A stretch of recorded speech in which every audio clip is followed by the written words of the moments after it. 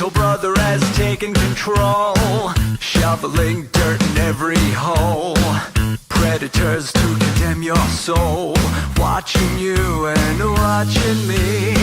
We're all connected but separated, misunderstood and so frustrated. A million armies of one have invaded, watching you and watching me. We live behind glass curtains and act like nothing's wrong. Soon you will belong. I know you're out there somewhere. We've watched you for so long. Wait for you to fall. We'll expose you all. I know you're out there somewhere watching me. The little brother wants to make headlines, be immortalized. Everyone's got an electric eye, we're the digital spies. They've watched you for so long. I know you're out there somewhere watching me.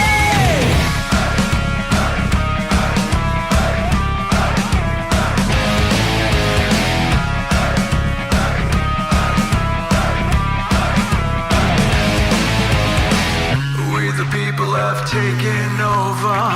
We the people are little brother, standing by to dethrone each other, watching you and watching me. Paranoid, the lens is our weapon, desensitized in our lust for attention, democratized by our voyeur obsessions, watching you and watching me. Slaves to perfection, don't let them project you as you are. Reveal your every flaw. I know you're out there somewhere. We've watched you for so long. Wait for you to fall. We'll expose you all. I know you're out there somewhere watching me. Little brother wants to make headlines, be immortalized. Everyone's got an electric eye, we're the digital spies. They've watched you for so long. I know you're out there somewhere watching me.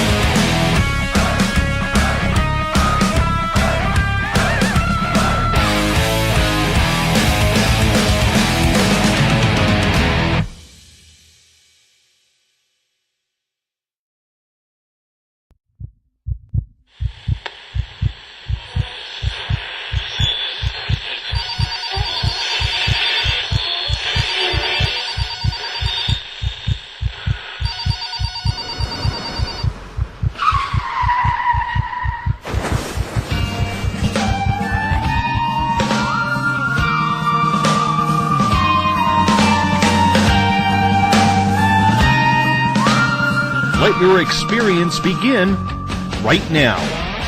From high atop the mountains of British Columbia to you listening around the world, this is Spaced Out Radio. You can follow us on our website, spacedoutradio.com, on Twitter, @SpacedOutRadio. Give our Facebook page a like, Spaced Out Radio Show. You can follow us on Instagram, Dave Scott, SOR, or on our YouTube channel, Spaced Out Radio Show.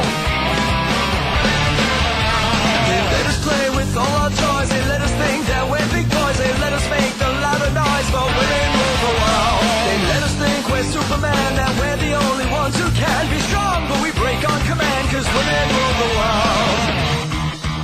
Buckle up, space travelers. It's time to go for a ride as we are live on Spaced Out Radio.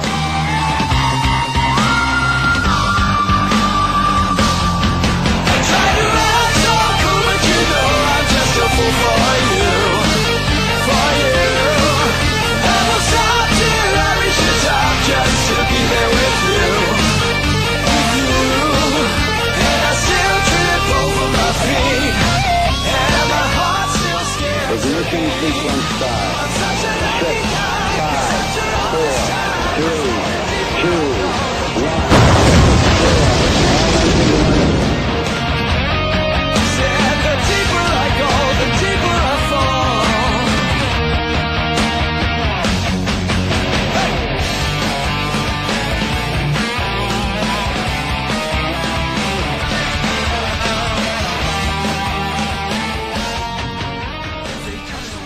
Good evening and welcome to Space Out Radio tonight. I am your host, Dave Scott, and it's good to have you along for the ride wherever you are on this great planet we call Earth.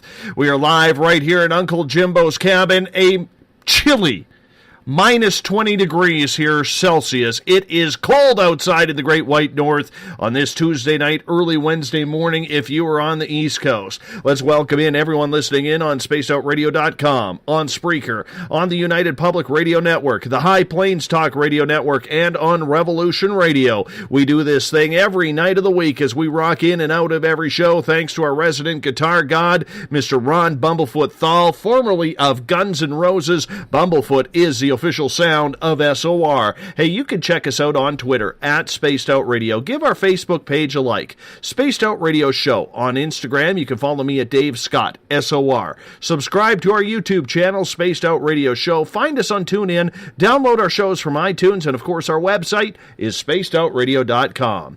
If you want to take part in this show, you'll have to sign into one of the many chat rooms that we have following us on Revolution Radio, on Spreaker, on the UPRN chat room, and on Facebook at the SOR Space Travelers Club. Or if you're on Twitter, just go to hashtag Spaced Out Radio, and I will get to your questions in there as well. If you haven't signed up for the SOR Space Travelers Club yet, I'm going to tell you right now, it is time.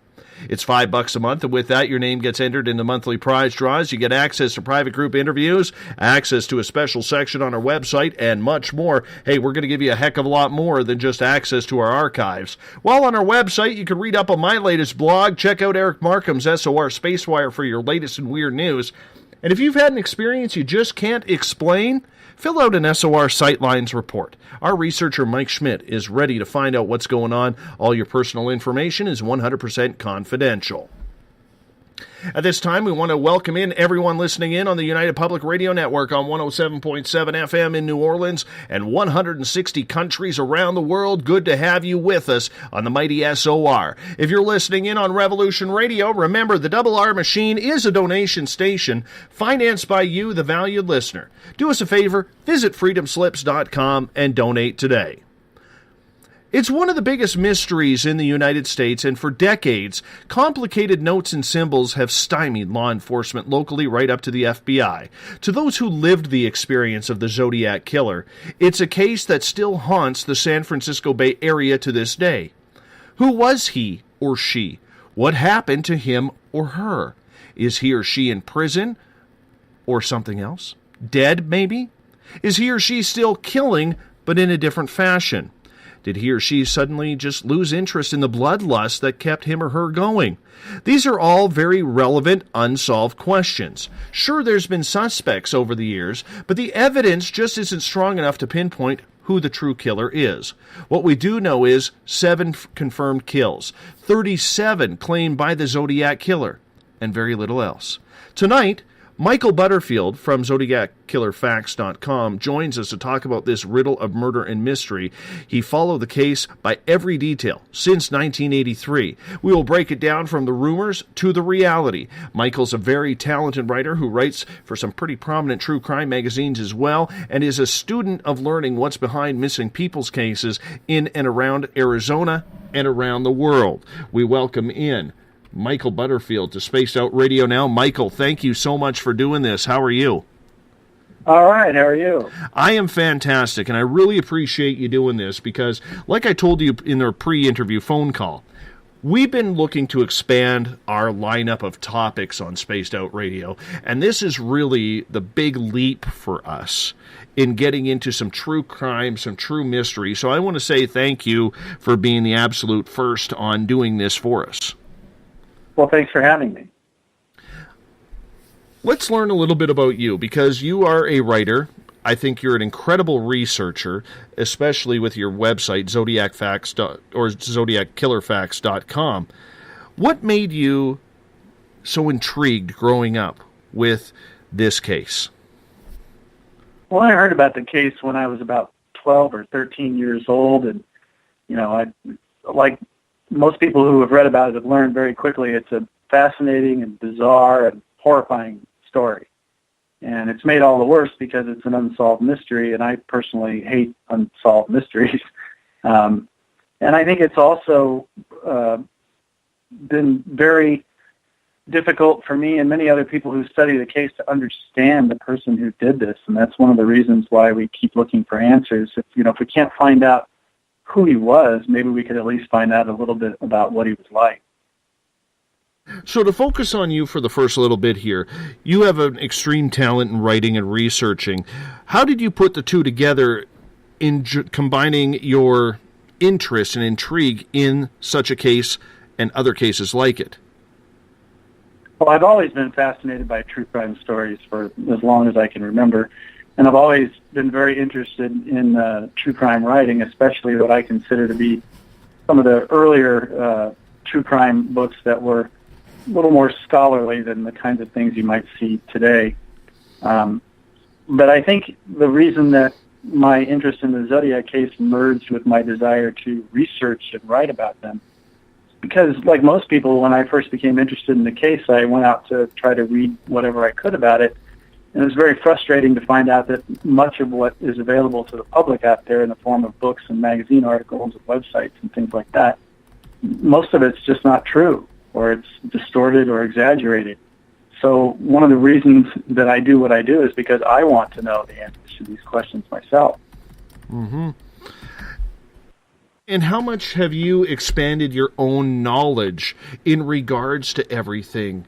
Because there's so much mystery and intrigue around this world and in North America, and people just seem to have this love affair with anything to do with a serial killer. Did you find it that when you were gathering information and you started looking into it, because obviously you started this before internet times, that the information was pretty hard to get, then all of a sudden, boom, the internet opens up and you're like opened up to this entire plethora of information? Well, I think, like most people will tell you, the internet is a double-edged sword. The advent of the internet and social media has done a lot to help bring together people who are interested in the case, and it's done some good to help some information get out there, especially in the form of old newspaper articles and police reports and things like that, and especially the FBI files. But at the same time, the internet is also a source for a lot of bad information. Many people, such as myself, who are interested in this case and write about it, end up having to sort through a lot of bad information and debunk a lot of bad information. But I think that in the early days, it was very difficult to come across people who are willing to talk about things, because the case was, I guess for lack of a better word, it was more fresh back then. And people were unwilling to either talk to reporters about things that were still being investigated, or some people just, had already had enough of the attention that the case had brought to them. One of the things that the internet has done just made it easier for people who are researching the case to contact people who are interested in the case or involved in the case. Now, when it comes to the Zodiac Killer, there's so many questions that we are going to get into tonight, and it is so intriguing.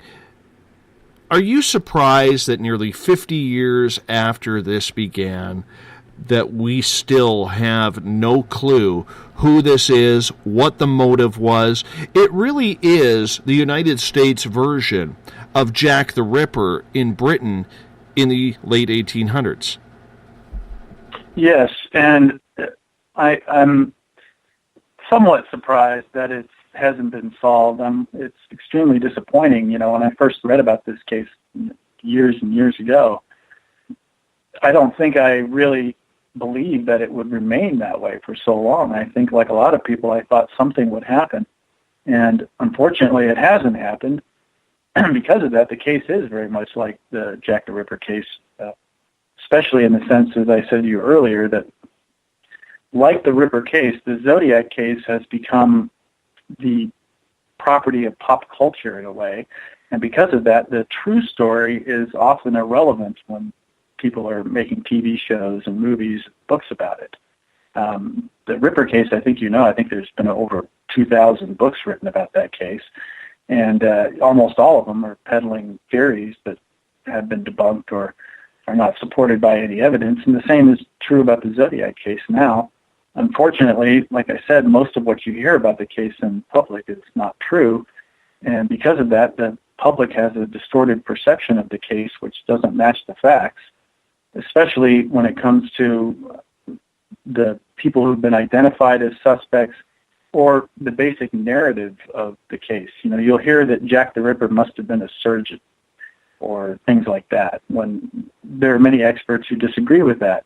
But those things become part of the popular narrative about the case. And in the same way, the Zodiac case is cluttered with myths that the killer knew the victims, that they were part of a satanic cult, that it was part of a hoax. There's all kinds of bizarre theories out there. It's very difficult to sort through those things. And unfortunately, you know, with each passing year, there's more and more of these things. So yes, it's very much like the Ripper case. I wish I could say that I was surprised that it hasn't been solved. I think after, you know, the first 20 years of following the case, it starts to become less and less likely that the case will be solved unless someone comes forward with some important information. And it's often frustrating when you see the media and people who come forward and claim to have solved the case, and if the public believes the case has been solved, then some person who may have some information out there will be less likely to come forward, and we may lose that piece of information which could have solved the case. I do need to know, before we go any further, Michael, when you started writing and investigating all of this, was there ever a point where your family, your parents, your siblings, your friends just kind of said, uh-oh, he's studying some pretty nasty stuff right now? No, I think most of my friends and family know that I'm kind of weird anyway, so I don't think anybody was surprised by that. And I think if you talk to even some of my friends from high school, they'll tell you that I was talking about this stuff back then. I think that there's a difference between, and we talked about this earlier, you know, some people might think it's weird that you're interested in a serial killer case or that you spend time writing and reading about it, but they don't think there's anything weird with watching CSI or Dexter or some other crime-related show that's filled with gore and gratuitous violence and, you know, people being murdered left and right. I like to believe that one of the things that has always interested me about true crime is not so much the murder of the case, it's the sociological aspects of it, the human aspects of it, how people react to it, how they deal with it, how our society copes with it, and how we struggle to not only find these people and try to prevent these things from happening, but how we also try to develop laws and investigative techniques and technology to deal with it. And getting to that technology, because we have advanced so much technologically over the last couple of decades, and this case still remains open, how shocked or surprised, if at all, are you, Michael, that with all of the technology we have today, we're still nowhere close to finding out who this killer was. Well, Ted Bundy once said that an investigator who was highly intelligent faced a grave disadvantage when trying to catch a killer of average intelligence. And one of the reasons for that, at least in this case and in some other cases, is if you believe that the Zodiac Killer did not know his victims, and the evidence indicates that there's no evidence that he did know the victims, then you're talking about a stranger. And when a stranger comes into an area and commits a crime and leaves that area, unless they leave some evidence that points directly to them, it's going to be very difficult to identify them as a suspect, let alone prove that they're responsible for the crime. So in the case of the Zodiac, I think a lot of investigators that I've talked to over the years who have believed that these were the work of a stranger who committed random acts of violence, the person who was responsible for these crimes may never have become a suspect and would not become a suspect by any standard investigative techniques. That is to say, if you're going to investigate people who knew the killer or who knew the victim, and the killer didn't know the victim, then you're very unlikely to come across the killer. And if you're looking for a stranger, unless you have some information that will point you in the right direction to that particular person, it's going to be very difficult to identify them. And it's not just like looking for a needle in a haystack. It's not even knowing if there is a needle in the haystack you're looking for. I think that modern technology has been able to help us find whatever evidence there is available. At one point they used some modern techniques to lift a palm print off of a Zodiac letter. They've also tried to use the Zodiac envelopes and stamps to obtain DNA, which could belong to the killer. There's been attempts to find trace DNA on the letters or some of the evidence, and I don't know to what extent, but I know that there have been other efforts going on throughout the years. And while I'm optimistic that they could find something which could identify the person, it's very difficult to find that person to compare that evidence with in the first place. So if the Zodiac wasn't the person who, let's say that the Zodiac Killer had never been arrested for a crime before, that his fingerprints had never been put in any kind of national database. If the Zodiac is not the kind of person who would be suspected of these crimes, then he's not likely to be investigated in the first place. So the Zodiac may have been just like some other serial killers who, they were so-called law-abiding citizens who managed to avoid detection until they made some colossal mistake, which led investigators straight to them. And in this instance, it doesn't appear that the Zodiac has made that mistake. As much as I would like the Zodiac Killer to be identified and hopefully captured and convicted and incarcerated for what he did, unless someone comes forward with some information to identify that person so that we can compare suspected fingerprints or the handwriting in Zodiac letters or suspected DNA and things like that, it's going to be very difficult to solve this case. Criminals always talk about the perfect crime. There's been many songs written about the perfect crime. Could we call this the perfect crime? Yes, if the criteria is you just got away with it. I mean, I don't know if you're a fan of Columbo, the television show Columbo. I certainly am. One of the things that Columbo said was that there's no such thing as a perfect murder. Police investigate hundreds, thousands of murders. And most murderers only have one or two chances to get it right. We know that the Zodiac took some pretty big chances, some big risks when he committed his crimes.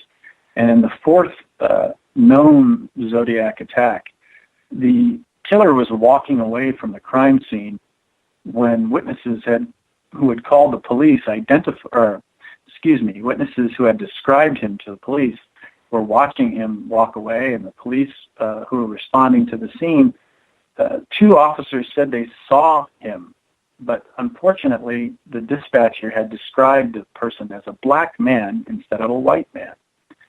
So the Zodiac kept walking and he disappeared, and that's the last time anybody saw him for sure. if that description had been correct, it's very likely that he could have been stopped that night. And unless he was willing to engage in some sort of gunfight with police, he probably would have been caught. So let's go back to late 1968 and break down the history of what started all of this. The first crime that has been attributed to the Zodiac Killer occurred on December 20th, 1968, near Berryessa, California, on Lake Herman Road, at a spot which was known as a Lover's Lane area. And two teenagers, Betty Lou Jensen and David Faraday, were sitting in a Rambler station wagon. And shortly after 11 p.m., someone shot and killed both of them. David Faraday was found lying outside the vehicle with one bullet in his head, and Betty Lou Jensen was further away with 5 bullets in her back. The police investigated that case, and they investigated the possibility that the teenagers were killed by someone they had known, but they didn't find any evidence or any viable suspects, and the case remained unsolved. In July of 1969, Darlene Farron and her friend Michael Michaud were sitting in a parked car in the parking lot of Blue Rock Springs Park in Vallejo, California, which is near Berryessa, California. And shortly after midnight, a car drove up, a man got out, shined a bright light in the car, and then he started firing a gun. And Michael Michaud was hit, and so was Darlene. The man started to walk away, and apparently Michael Michaud made some sort of noise. The man turned around and opened fire again. Then he got back in his car and he drove away. Darlene Farron died of her wounds. Michael Michaud survived to describe the killer and told police what had happened. But shortly after the shooting, someone called the Vallejo Police Department and took credit for the crime. And the person also said that he had killed those kids last year, which was understood to be a reference to the murders on Lake Herman Road. Once again, police investigated the possibility that the killer may have known the victims, but they found no evidence to indicate that the killer had known the victims or that he had known the victims on Lake Herman Road. Towards the end of the month, 3 Bay Area newspapers received 3 virtually identical handwritten letters from someone who claimed to be the murderer. And these letters included details about both of the shootings and threatened that the killer would go on a kill rampage unless newspapers published a 3-part cipher, which he had included with each letter. The newspapers decided to avoid the risk of having him kill again, so they published the letters along with each part of the cipher. The cipher was solved, and the cipher began with the words, "I like killing people because it's so much fun."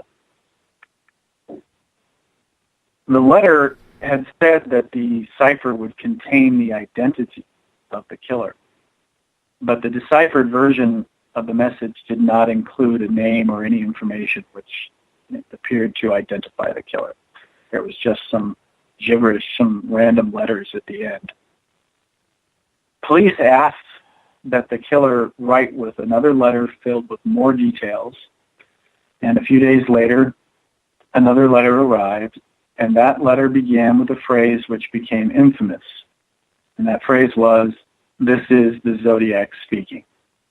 That was the first time that the letter used the name Zodiac, although the first 3 letters and many of the letters after that included a small symbol, a crossed circle, which in astrology is used to depict the astrological zodiac. That is eerie, even just hearing you tell that story. I mean, looking at whoever this person is, the way he conducted himself in these crimes, yes, he wasn't perfect, but he is either absolutely brilliant or just a complete psychopath who got lucky. Which way are you leaning on this? Well, I think I said to you earlier that it's probably somewhere in between. The Zodiac's third known attack occurred on September 27, 1969 at Lake Berryessa, which was north of Napa, California. And a young couple, Brian Hartnell and Cecilia Shepard, were sitting there along the lake when a man walked up wearing a costume, a large hood and a chest piece that came over the chest with a white crossed circle on it. This man had a gun. He told them that he had escaped from a prison and then he needed their money and car keys to escape to Mexico. Convinced that they were just going to be robbed, they let this man tie them up. And once they were bound, the man pulled out a knife and started stabbing Brian Hartnell in the back. He stabbed Brian 6 times until Brian pretended to be dead, and then the killer moved on to Cecilia and stabbed her a total of 10 times. The man then walked up to the road where Brian Hartnell's car was parked. He took out a black marker and he wrote on the car door the dates of the previous shootings. Then he wrote September 27, 69, 6:30, the time of the attack, and the words "by knife." Then this man got back in his car and he drove back down to Napa. About an hour later, he called the local police department to report the murder.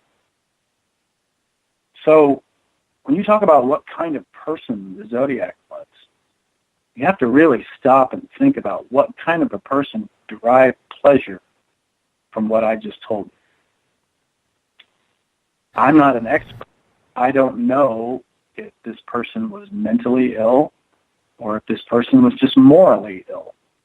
But I do know that it takes a certain kind of person to imagine such a crime, let alone carry out such a crime. And to do so calm and collected, and to do it so methodically without any regard for the victims at all. I mean, he didn't even appear to care whether they died or not. You know, Michael Michaud survived, and so did Brian Hartnell.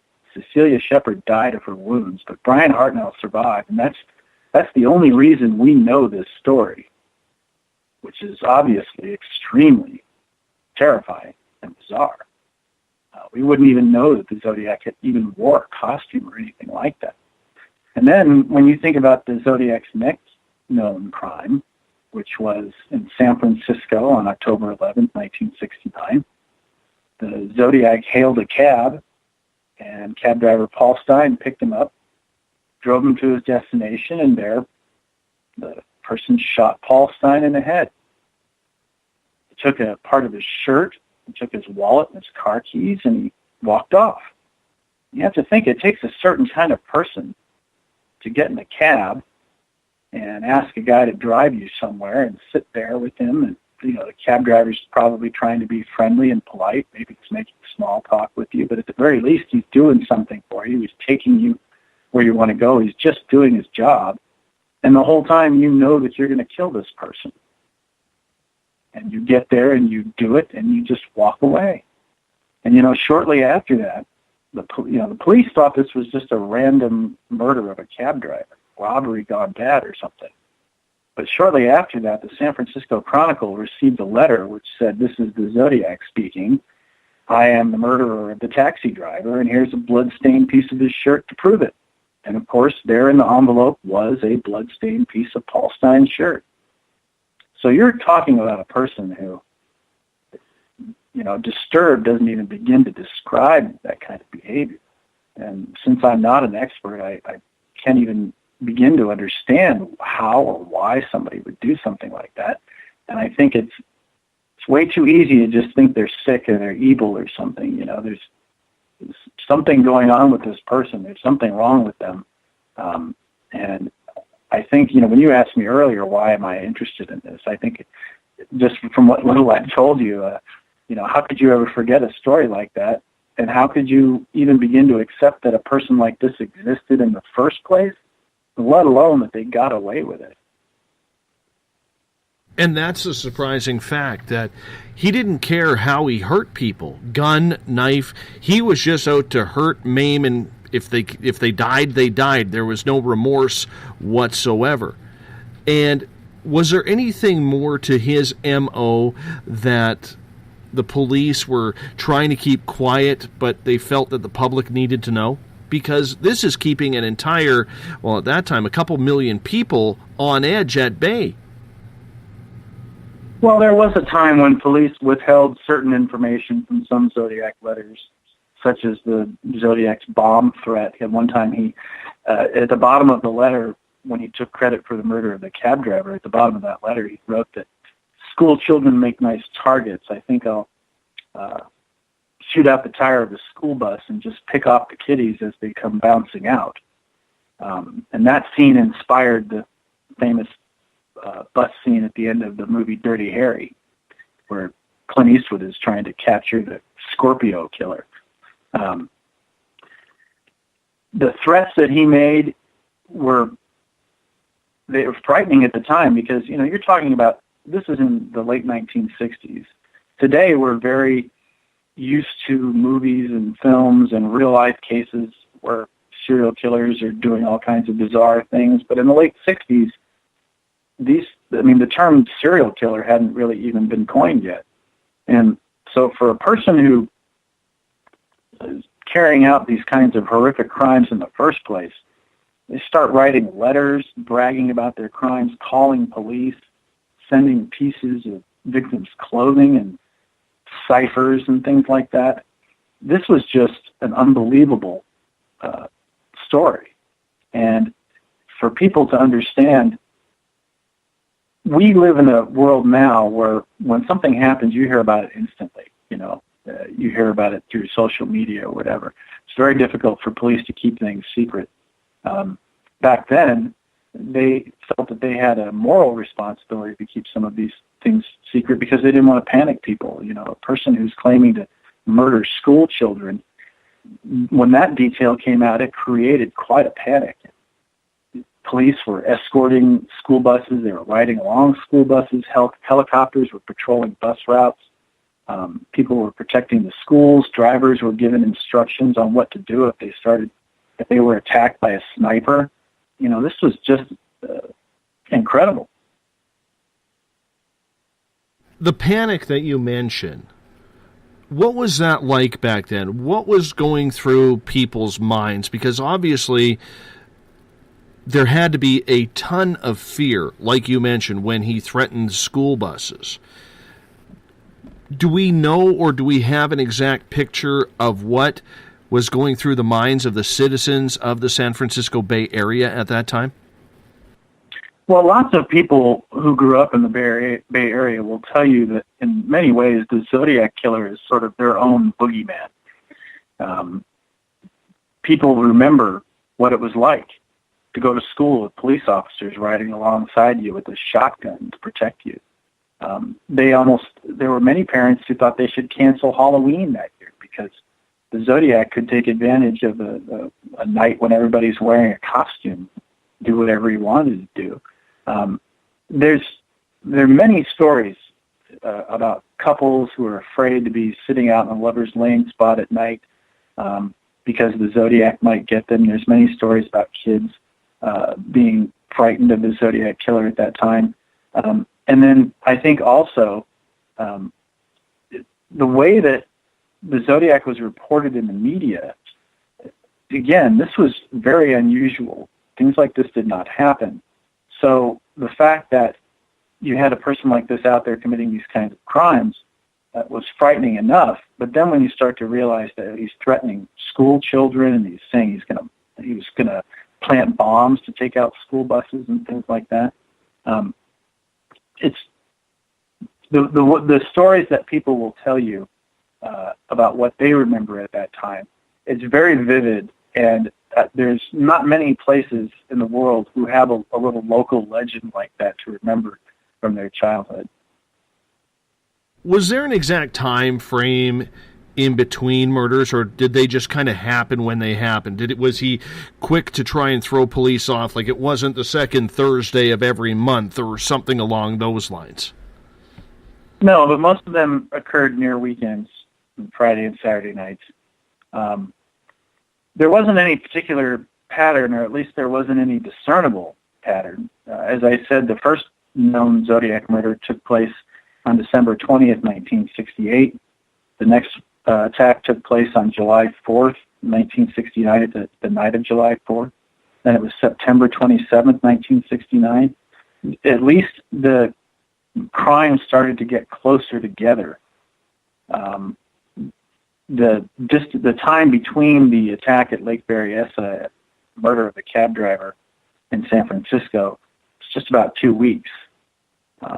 But then, then that's when the murders stopped, and Zodiac letters continued after that. There was no discernible pattern to them either. There are probably some people who think there might be some astrological significance to the amount of time between the crimes, people who have other theories like that, but from everything I've seen, that appears to be totally random. If we could talk just a couple of minutes here for who he, and I'm going to describe him as a he, is. What do we know about the Zodiac Killer? Well, the descriptions of the Zodiac varied. There's different eyewitnesses who saw the Zodiac from different points of view, at different times of day or night, and different kinds of lighting. It's very difficult to say with any certainty, but what we do know is that in the first instance at Blue Rock Springs, Michael Mageau described the person as short, possibly 5'8", heavy set, possibly 195 to 200 pounds, or maybe even larger, with short curly hair, light brown, almost blonde, with a large face. Brian Hartnell wasn't able to see anything of the killer's face because the killer was wearing a costume, a hooded mask.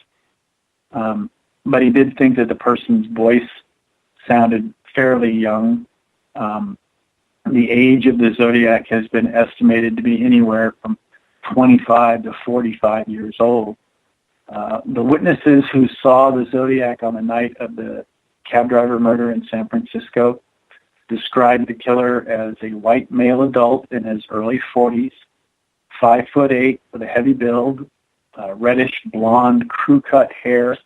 He was wearing glasses, dark pants, dark jacket, and dark boots. The police officer who saw the killer, or at least we believe he saw the killer, gave a similar description. And that's really all we know. The individuals who spoke to the Zodiac, the two police dispatchers and Brian Hartnell, they were at one time asked to listen to an audio recording of a man who had called into a television show claiming to be the Zodiac, and they all agreed that this younger person was too young to be the Zodiac. So, but when it comes to his age and things like that, we don't know, and the descriptions, as I said, they all are somewhat similar. They have some differences, some discrepancies, but basically there's a police sketch that was produced by the San Francisco Police Department, and that's the best look that we've ever had at the Zodiac. Many people have been named on who could be possibly a suspect, yet nothing has ever stuck. All the composite drawings seem to have someone with the hair that you mentioned, wearing glasses, darker eyes. Were we close at any time, do you think, on catching and unmasking this heinous killer? No, I don't think so. I don't think the person, to the best of my knowledge, I don't think this person has ever been identified as a suspect or investigated in any way. I think that's why he's managed to avoid detection all these years. As you said, there have been many people who have been accused, and of course, many people will put up a picture of their father or somebody they knew and say, look, he looks just like the sketch. Well, again, that sketch is not a perfect description of the killer, but at the same time, if you go back and look at yearbooks and newspaper photographs and things like that from the late 1960s, you'll see that a lot of men looked like that at the time. short crew-cut hair with horn-rimmed dark glasses, that kind of thing. There's been a lot of suspects named in books and television shows and movies and things like that. People like Arthur Lee Allen, who was a child molester who was investigated in the early days of the case and who became the suspect in a best-selling book and a movie. There's people who are part of what I call the daddy did it syndrome, people who accuse their fathers or stepfathers of being the Zodiac, and of course none of these people ever provide any credible evidence to support these claims. But I personally, having studied this for many years and read the FBI files and the original police reports and interviewing many of the investigators and other people involved in the case, I just don't see that he's ever come close to being a suspect at any time. There has been evidence. He's taken keys, he's taken wallets. Has there ever been any fingerprints taken of this? Well, there was some fingerprints that were found on the cab in San Francisco, which police believed belonged to the killer. Those fingerprints are not the best evidence as far as their quality. And the same thing with, the DNA. The DNA is not the DNA that they found on Zodiac envelopes and stamps is not a complete profile. It's just a partial profile. So these fingerprints and DNA, if they do belong to the Zodiac, could really only be used to exclude suspects, meaning there's enough material there for you to say, well, it's not his fingerprint, but there's nothing that would hold up in court to prove definitively that these fingerprints belong to someone. The palm print found on the Exorcist letter from 1974, that might be, the quality might be sufficient to identify someone, but then at the same time, then you have the problem linking that person to the crimes. Do you think at all at any time the police or the FBI were close? Probably only on that last night in October of 1969 when Zodiac was walking away. He didn't appear to be rushed. He didn't appear to be, he certainly wasn't running. And these two police officers who were responding to the call and were driving towards the crime scene, according to their story, he was just walking along, didn't appear suspicious. And because of that mistake in the description, they continued going. It takes a certain kind of person to remain calm and collected when, you just murdered a man a block away, and you've got his blood probably on your hands and your clothing, and you're carrying a piece of his blood-stained shirt, and the gun that was used to kill him. Many people in that situation would have just run away. At the first sign of a police officer, they would have been terrified. But this person just kept walking. And because of that mistake in the dispatch, police kept driving. That's probably the closest that anybody ever got to catching him. We have a few people in the chat room saying that the artist's rendition of the sketch of who the Zodiac Killer is sure looks a heck of a lot like the sketch of D.B. Cooper. Yeah, I've heard that story before. I mean, there's also theories that he looks like Ted Cruz or Drew Carey, or the sketch, as I said, it's vague enough, or it's in its general appearance. Many people can look like that sketch. So the problem is always going to be, is there any evidence after that? I know that you had mentioned that you guys are probably going to do a program about D.B. Cooper, and D.B. Cooper, of course, is one of those great American mysteries. I know that there's been a lot of attention to it recently because of some television documentaries and things like that. But I don't see any reason to think that D.B. Cooper was involved in the Zodiac case, and especially if you believe that the last known Zodiac letters, or at least the last letters that were authenticated by some handwriting experts, came after the D.B. Cooper incident. So unless you believe that he survived that fall and took his money and went back to being the Zodiac, I don't see any reason to think that they're connected. But that is something that comes up a lot. I know this is going off on a tangent, but we might as well get it out of the way early here in the show because you're going to be with us for the full 3 hours. There is this hilarious rumor that Ted Cruz is the Zodiac Killer. You find this obviously humorous because the chances of him being the Zodiac Killer are probably slim to none, especially on age, because he's only in his mid to late 40s, I believe, and wouldn't really match up. But the fact is... yeah. Yeah, so, I mean, when you look at it and you see people just trying to reach at everything, how much of a laugh did you have when all of a sudden all the memes and internet tweets and everything started going out that Ted Cruz was actually the Zodiac Killer? Well, I'm no fan of Ted Cruz, and so I got the joke that the reason it's a joke and the reason it's funny is because he's so unlikable that comparing him to the Zodiac Killer doesn't really seem that unreasonable. But I think I told you earlier, there's a very funny joke that came out after that, which was that the Zodiac Killer came out of hiding just to deny being Ted Cruz. And while it's a funny joke, and I understand why it gets a lot of attention, just like the previous memes that were going around that the professor from Gilligan's Island was the Zodiac, or that Dick Van Dyke was the Zodiac. Unfortunately, it brings a lot of the wrong kind of attention to the case. It clutters up your Google search when you're trying to search for information. And unfortunately, there are some people who appear to take it seriously.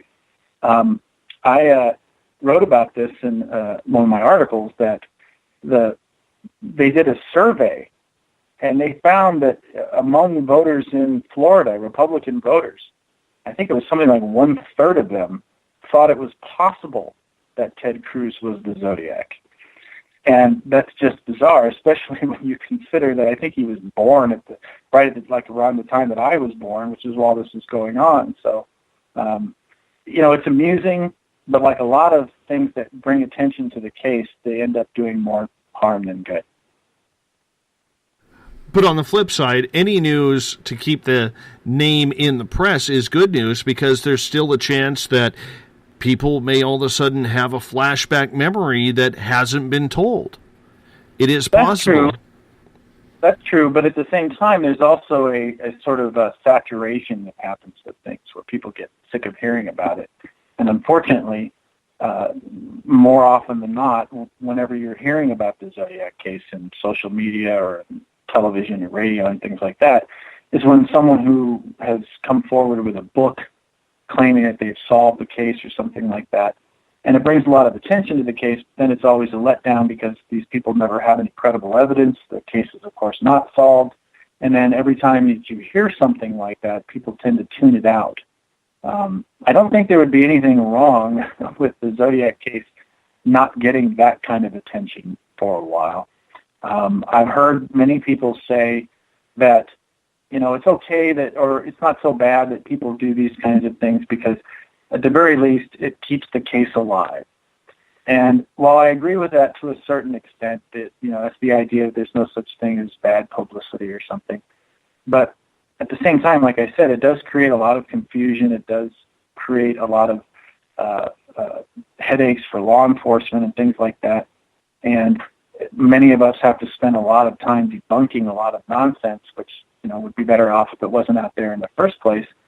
But as far as it being beneficial or keeping the case alive, I said to somebody once that that's like if you took a wrench and smashed your friend over the head with it in the hopes that he would go to the hospital and meet a nice nurse and fall in love, There's easier ways to do that than this. So do you think, after all this time, that the Zodiac Killer is currently still walking around alive and well? Well, I don't like the idea of him being alive and well, but in order to believe that he might be caught someday, you have to believe that he's still alive and he's still out there. I think I had said to you earlier, I do not believe that the Zodiac was in prison for something else or that he was killed by one of his victims or something like that. If you look at some serial killers like the Green River Killer, Gary Ridgway, the BTK Killer, Dennis Rader, they committed these horrific crimes, and then, 25, 30 years later, they were caught. And during that whole time, they were just leading so-called normal lives as so-called law-abiding citizens.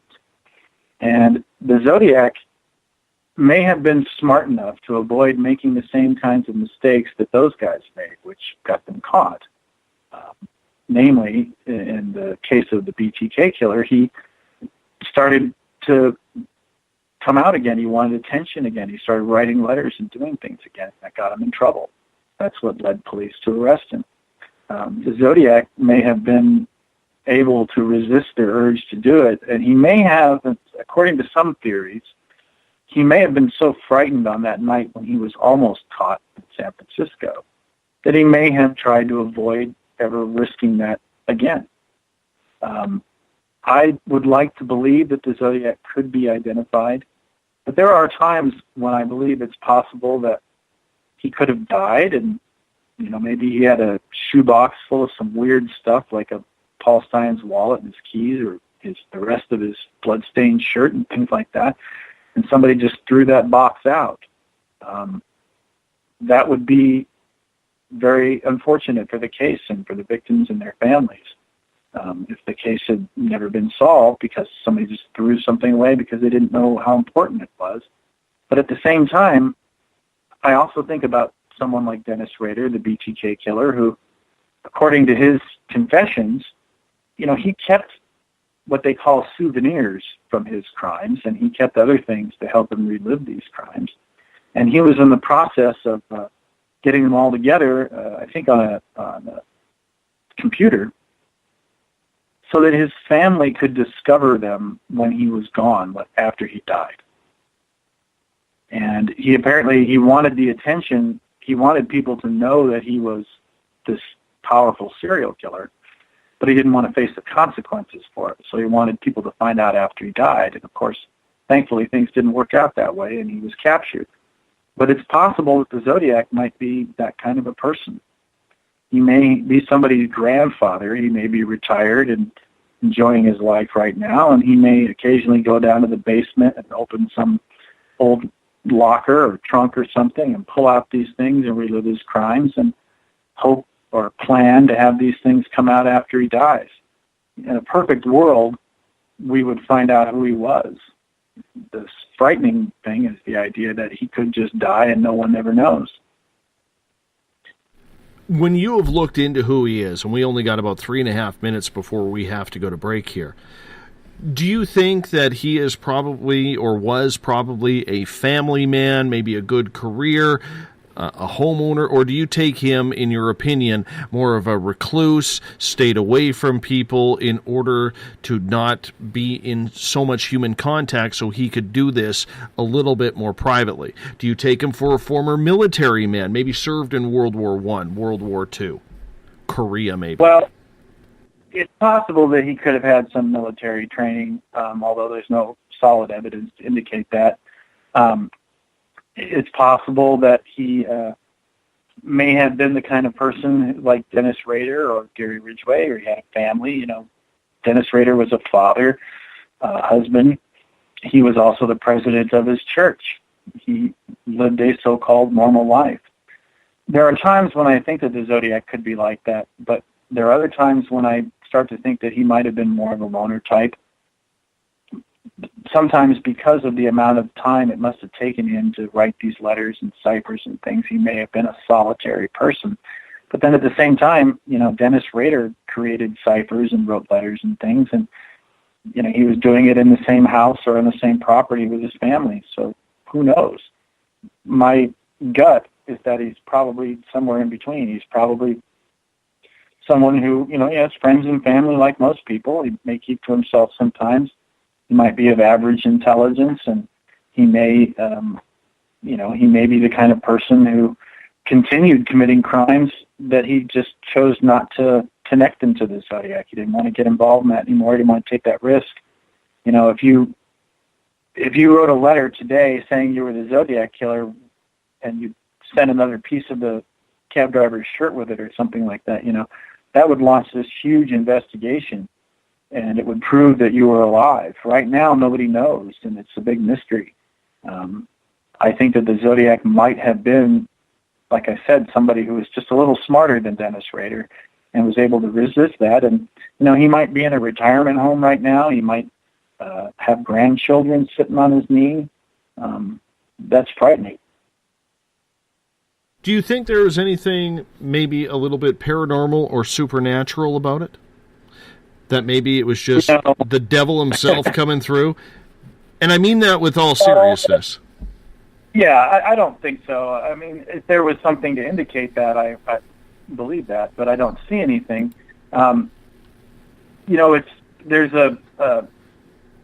There's ideas that the Zodiac might have been involved in the occult, or it might have been a satanic cult or things like that. I don't see any evidence for that. I don't see any evidence of anything supernatural or anything like that. But I will tell you this. I do know that there have been times when some psychics have tried to get involved and try to help authorities or the victim's family. And there have been, in some instances, in other cases, where some people in that situation have proven useful. And on that note, we'll get into that right after the break. We're talking The Zodiac Killer with author Michael Butterfield, his website, ZodiacKillerFacts.com. We'll be back right after this. Looking for news beyond the mainstream news? Head to spacedoutradio.com and check out the SOR Spacewire. This is Spaced Out Radio's Eric Markham, news director for the SOR Spacewire. Daily, I will bring you intriguing stories and outlandish reports from what's going on around the world. UFO sightings, paranormal activity, conspiracies, alternative health, and so much more. And if you have news, email me at news@spacedoutradio.com. Hi there, I'm Butch Witkowski, lead investigator with U4Cop. On the final Monday of every month, you can listen to me and host Dave Scott on Spaced Out Radio's Strange Days. We're going to get to the heart of the matter when it comes to what's happening out there. People are seeing and experiencing things from ET contact to Bigfoot, and I want to hear about it. Your experiences are what we investigators need to help solve these unknown mysteries, so tune in at spacedoutradio.com. Have you had an experience you can't explain? Had a run-in with ghosts, maybe Bigfoot, or seen lights in the sky? Hi, I'm Mike Schmidt from the SOR Sightlines. I'm here to investigate your sighting. Head to spacedoutradio.com and fill out a report on the Sightlines. All your information is 100% confidential, and I will help you figure out what you've been seeing. File your report, and let's find out the answers together. Visit purpleplates.com today. For over 40 years, the Purple Energy Plates have been delivering amazing results for their many customers. Inspired by the great genius Nikola Tesla, the harmony, healing, and energetic effects of the plates have proven over and over to be beneficial and often miraculous to thousands of customers. With their money-back guarantee and the many benefits, how can you afford not to get one? Check their site for daily specials and choose from their many energy products. You won't be sorry. Visit them today at purpleplates.com for mind, body, and spirit, and expect a miracle. Strange creatures lurking in the night, the sounds of wood knocking in the forest, odd happenings right out of a fictional world. These are the reports I love. Hi there, this is author Ronald Murphy, and I would love it if you join me and Spaced Out Radio host Dave Scott the second Wednesday of every month on our journey into the unknown land of cryptozoology at spacedoutradio.com. From Mothman to Frogman and everything in between. Hey, they don't call me the crypto guru for nothing. Are you interested in advertising on Spaced Out Radio? Head to our website at spacedoutradio.com and click on our advertising tab. There, you will find an assortment of ways you can get your product out there with us, from radio commercials to banners and social media. Have a product you like our hosts to endorse? We can do that too. Visit spacedoutradio.com for more details. From British Columbia to Northern California, Pacific North Weird has Cascadia covered. Check out our feature videos at spacedoutradio.com, where I, Vincent Zunza, and my super sleuth partner Alexandra Sullivan track down the weird and strange stories from around the Pacific Northwest. from Bigfoot to Mel's Hole and everything in between. This is what makes life exciting. So why report the normal when we can report the Pacific North Weird right here at spacedoutradio.com. Oh, there's only one way to rock. Loud and proud. In high definition. Radio 702 rocks. Las Vegas. Have you ever had an extraterrestrial experience? One you just couldn't explain? Well, maybe I can help. Hello, I am Samantha Mullet. On the second Tuesday of each month, I will join Dave Scott on Spaced Out Radio to bring a human aspect to ET contact. It's something I've lived with my entire life, and I'd love to help you understand. Let's share our experiences. The ET Experience, the second Tuesday of each month, only on Spaced Out Radio. Hi there, this is Jolene with Reveal Reiki and Readings, and I want you to relax. Let me help you chill out and get in touch with your body, mind, and soul. In this busy world, sometimes we need to let go, and this is where I can help. Visit my website, rivuletrr.wix.com/rivuletrr&r. Every Saturday and Sunday night, as Dave Scott wanders aimlessly in the wilderness, you can come hang out with me, James Tyson, in Spaced Out Weekend. Starting at 9 p.m. Pacific, midnight Eastern, I'll take you along as we talk with some of the best experts in their fields. SpacedOutRadio.com is the place to find us. So sit down, relax, put your feet up. Enjoy the topics like the paranormal, supernatural, intuitiveness, and so much more. Hope to see you there. Hi there, this is your psychic medium, Joanna, and I would love it if you would join us every other Sunday on Spaced Out Weekend. With host James Tyson, we'll bring you personal psychic messages on two mediums and a large. Questions about love, life, career changes. We would love it if you would come and join us live. Call in and listen in for the experience. Allow us to open the doors to your other side. Two mediums and a large, heard only on Spaced Out Weekend at spacedoutradio.com. Would you like to become one of our space travelers? All you have to do is click on the Space Travelers icon at spacedoutradio.com. For only $5 a month, you can get access to some great prizes, as well as private monthly shows, newsletters, and a members-only section on our website. Become a space traveler today.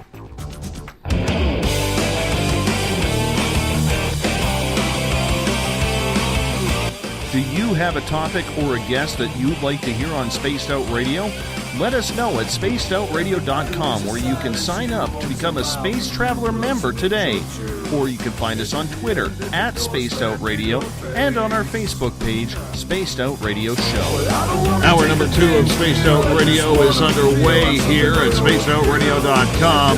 Tomorrow night on the show, St. Joshi will join us. We're going to talk H.P. Lovecraft, and I'm going to be joined by Eric Markham from the SOR Spacewire for that one, 9 p.m. Pacific, midnight Eastern Time on the mighty SOR.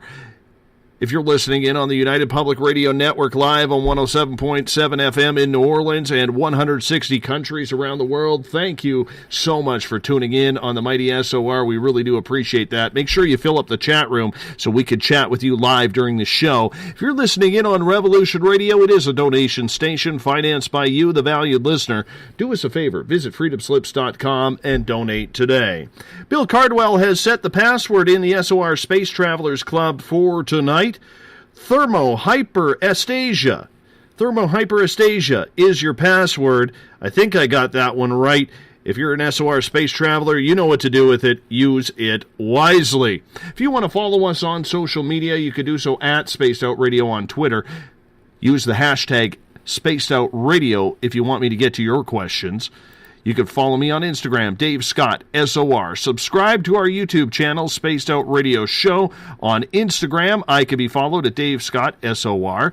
Our YouTube channel, Spaced Out Radio Show. Tune us in on TuneIn. Download this show and others on iTunes. And our website is spacedoutradio.com. While there, you can definitely sign up for the SOR Space Travelers Club. It's only $5 a month. We got some really other cool features on our website as well. I hope you take the time to check it out. Tonight, we are talking mystery in the San Francisco Bay Area. Yes, we are talking about the Zodiac Killer with author Michael Butterfield. His website, zodiackillerfacts.com. Michael, welcome back. Hello.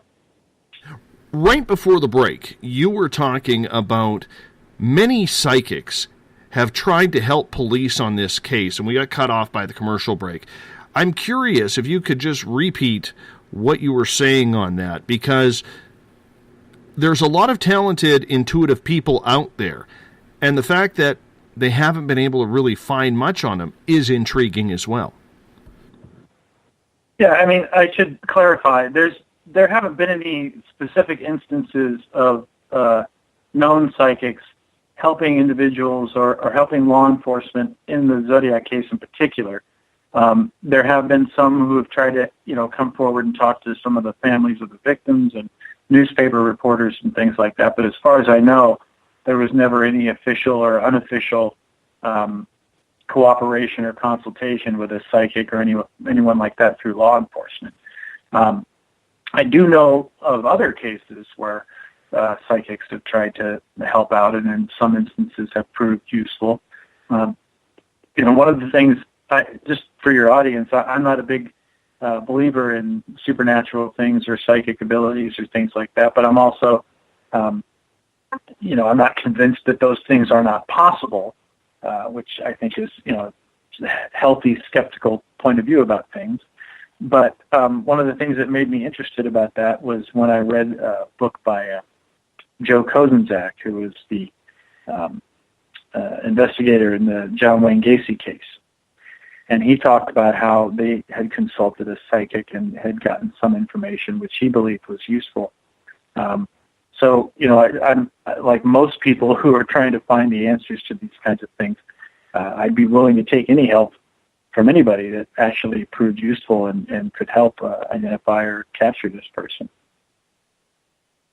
Well, at this point, this late in the game, any type of information would be useful. I mean, what's there to lose? Am I correct? Oh, yeah. Like I was saying earlier, there may be somebody out there who had a weird uncle or a grandfather or somebody like that who, maybe they had some box of something in their garage with some weird writing in it or something like that.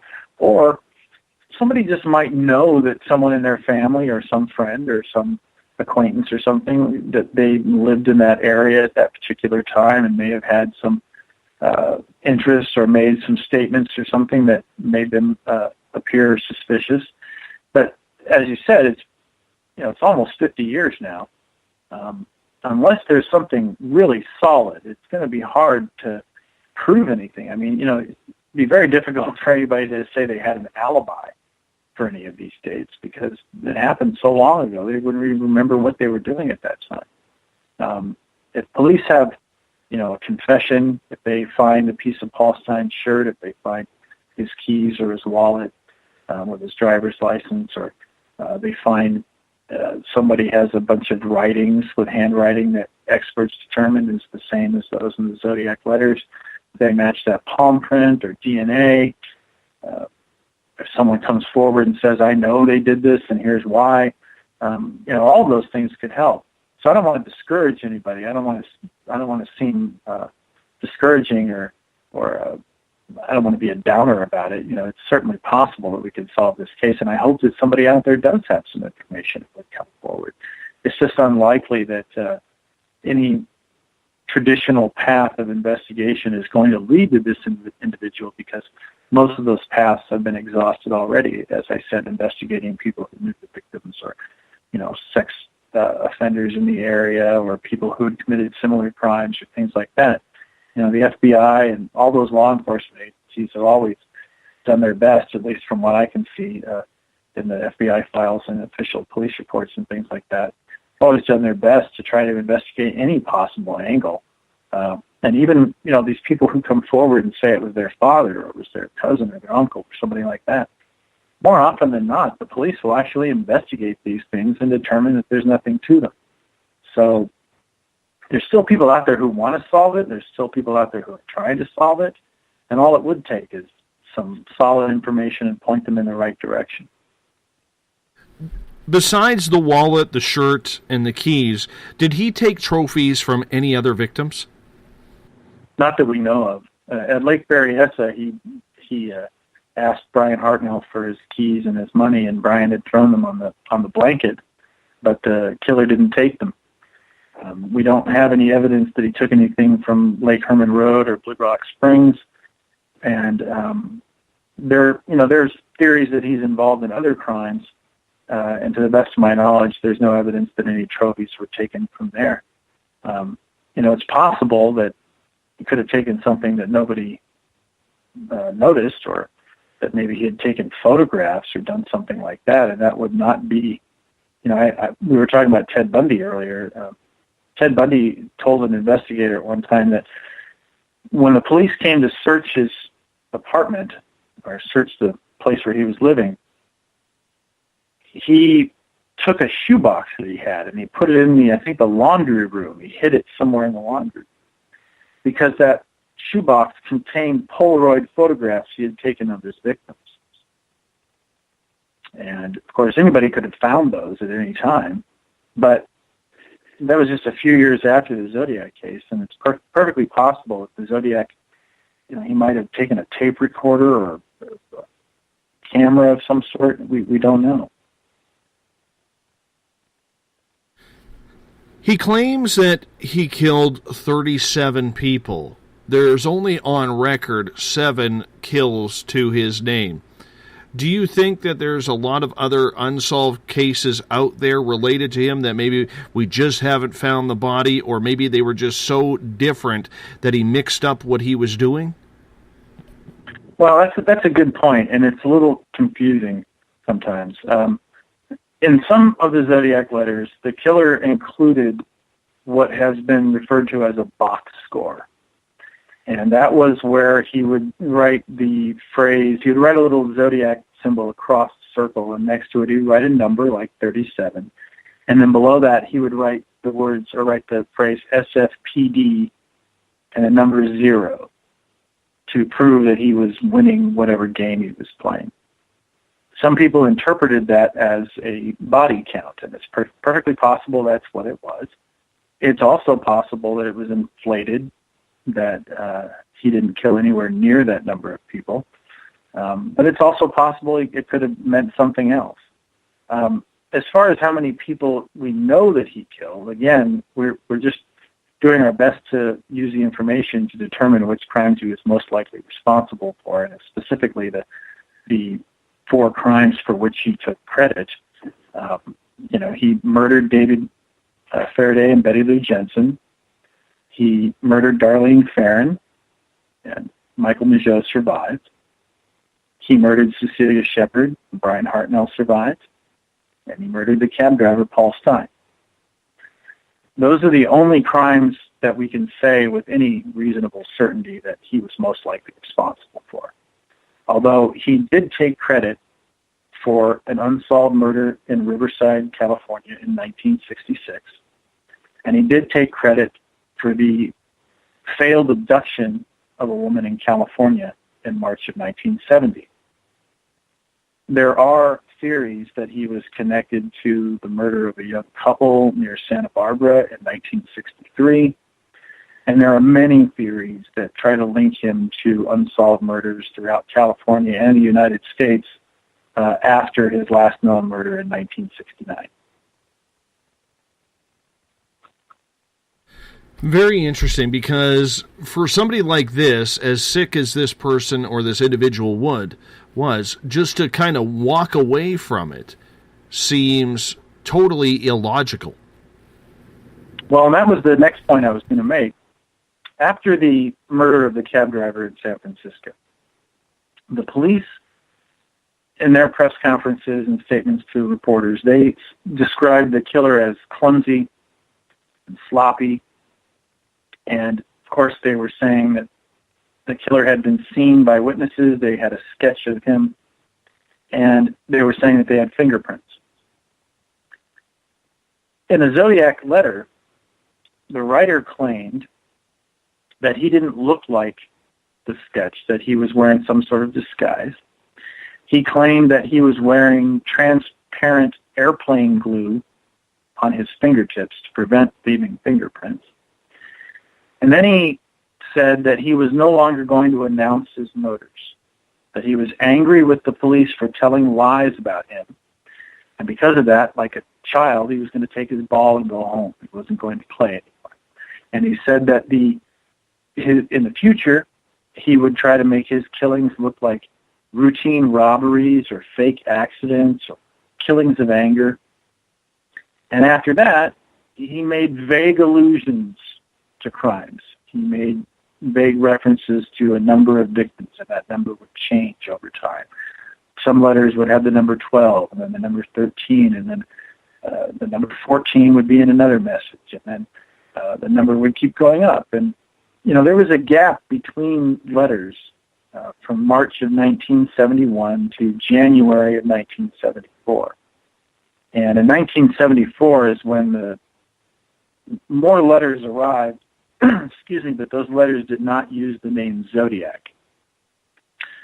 One of those letters complained about the glorification of violence in advertisements for the movie The Badlands, starring Martin Sheen as Charles Starkweather, the spree killer. Another letter reminded people that the initials SLA were the Norse word for kill. And then the most famous letter of that period of time is described as the Exorcist Brother. And that was a letter which began with the words, "I saw and think The Exorcist was the best satirical comedy I've ever seen." And that letter contained, like some previous letters, a reference to the Gilbert and Sullivan musical Mikado. Seemed to be a vague reference to suicide. And at the bottom of that letter was one of these so-called box scores and the number 37. So after a few years of silence, the Zodiac appeared to return with this letter talking about the movie The Exorcist and this vague reference to a large number of victims. But we don't have any evidence that he killed anyone after October 1969. And he never made any specific references to victims. He never provided any more evidence, no more pieces of clothing or anything like that. There have been many efforts to link him to unsolved murders of hitchhikers, of young women, all kinds of things. But I think it's important to remember that in most of the Zodiac crimes, at least the 4 crimes that we're talking about, the killer approached some people, he attacked them, and he walked away.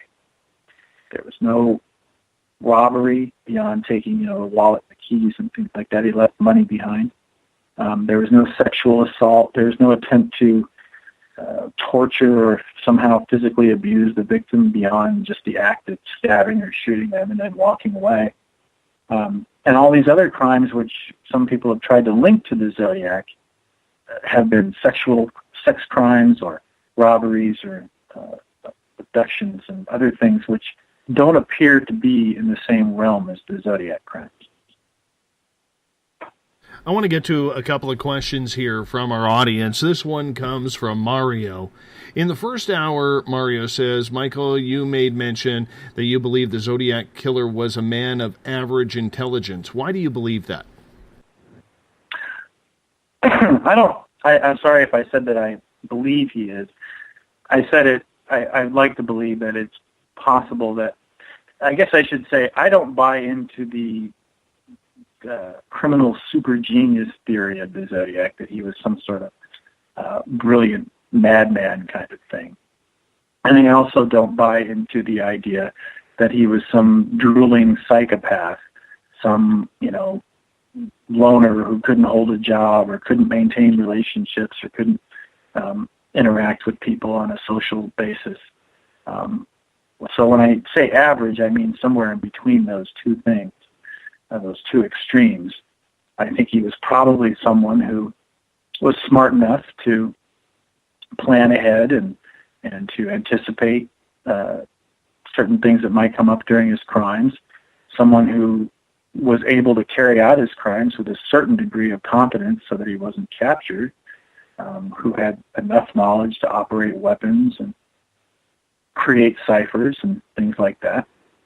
But I don't believe he was some sort of brilliant criminal mastermind, and I don't believe he was some, pathetic loser who couldn't think his way out of a soggy paper bag. the idea that serial killers are intelligent, as I said, Ted Bundy had mentioned that it was very difficult for a very intelligent investigator to find a killer of average intelligence. And that's just because of the way things are in our society. Serial killers take advantage of the random, anonymous nature of our daily lives. They exploit the cracks in the system, and they know that they can get away with things for a certain period of time until someone notices. So when I say the Zodiac's of average intelligence, I mean he's just, I hate to say it, he's just like a normal person, probably. I could be wrong about that.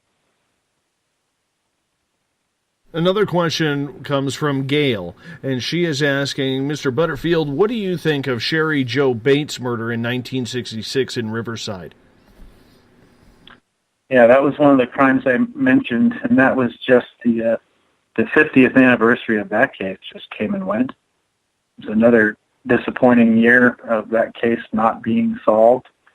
For your listeners, in Riverside, California, on the campus of Riverside City College on the night of October 30th, 1966, Cheri Jo Bates was found, or she had somehow had come out of the library and her car was disabled, and she was found the next morning lying between two houses. And she had been stabbed, her throat had been cut. Her purse was found with her. Her car had apparently been tampered with so that it wouldn't start. And a month later, the local newspaper received what was titled The Confession. This was a typed written letter from someone who claimed to be the killer, claimed responsibility for the crime, described tampering with the car, described murdering Bates, and warned that there would be more in the future. And about 6 months later, the local newspaper, the police department, and Bates' father all received virtually identical handwritten letters which said, in effect, Bates had to die, there will be more. And some of these letters featured a small symbol which looked like a letter Z.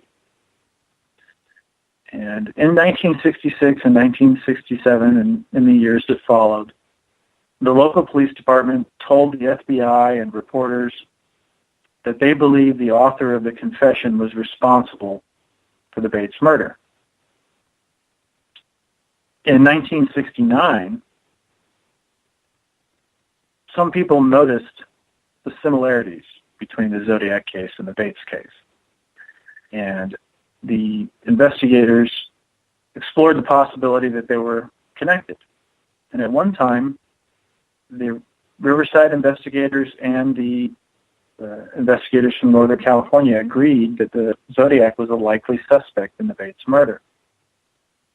However, years later, the local police department developed their own suspect, a man they said had once known Cheri Jo Bates and had killed her in a fit of anger, what they described as a rage killing, similar to the murder of Nicole Brown Simpson. There has been a lot of debate about this. There is a lot of controversy about this.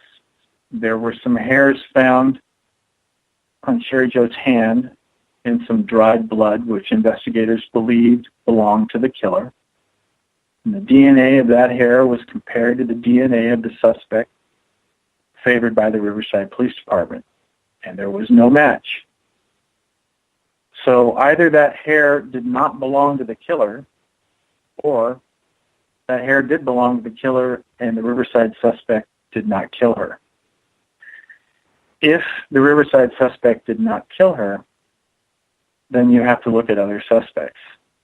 And in my opinion, the Zodiac remains a logical suspect in that case for several reasons.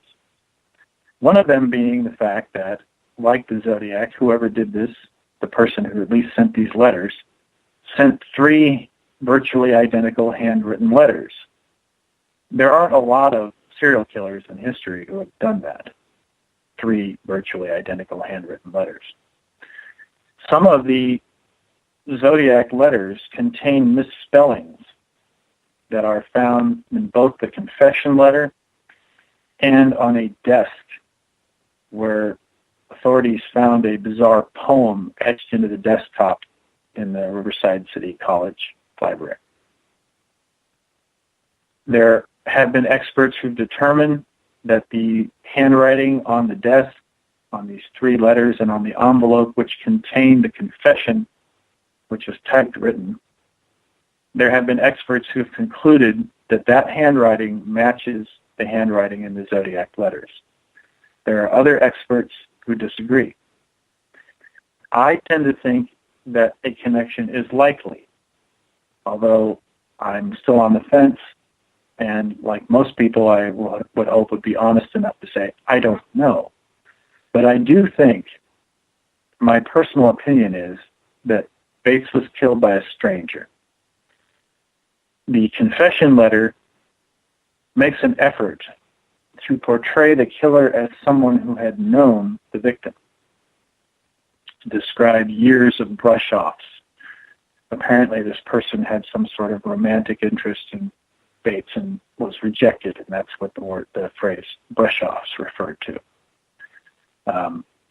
Whether or not this person had ever known the victim or just met her in passing, and that's how he somehow locked onto her, or if it was just a total stranger who saw an attractive woman on a college campus, decided to tamper with her car, and according to the confession letters, the killer had tampered with the car, and then when Bates discovered it wouldn't start, he offered to give her a ride.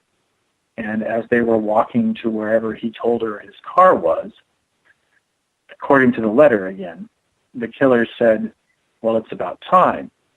And Bates said, about time for what? And the killer said, about time for you to die.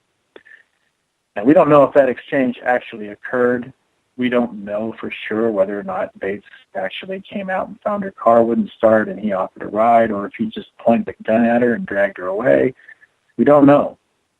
But my gut feeling, after years of studying this, and especially after seeing the lack of success from the Riverside Police Department in trying to advance the case against their own suspect, my personal feeling is that she was killed by a stranger, and that stranger was responsible for those writings, and that stranger remains a good suspect in the Zodiac crimes, that we should at least investigate that to try to determine whether or not there is a connection, and if it's possible to determine there was no connection, that would be great too. It would clear up a lot of confusion, and as long as both of these cases remain unsolved, I think the Zodiac remains the best suspect. Were there a lot of problems with copycat killers? There always seems to be when people fall in love, for lack of a better term, with the anarchist that is going around. Well, there was a murder of Robert Salem in San Francisco. I believe that's his name. Someone wrote in blood on the wall in his apartment, Zodiac saves, but that case was linked to someone else, and that person was arrested. He wasn't the Zodiac. But there were also many hoax letters, people who, for some reason, decided to write Zodiac messages and send them to local newspapers and police and things like that. There was, as I said, a person who called into a television show and claimed to be the Zodiac, but police discovered that he was actually a patient in a mental hospital who was not the Zodiac. In later years, there were some actual copycat killers. And I believe it was in 1989 or 1990 in New York.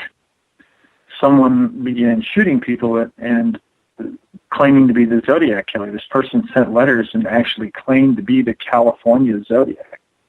And that there was a lot of confusion and a lot of controversy and speculation about that until it was determined by witnesses that the killer was not white. He was not a white man, and the best witnesses that we had in the Zodiac case said that the Zodiac was a Caucasian male. that person was eventually captured, and it was determined that he had been influenced to some degree by a best-selling book about the case. He kind of used that as his template. There was another copycat case in Japan years later where someone had committed some pretty horrific crimes and left behind some messages claiming to be the Zodiac.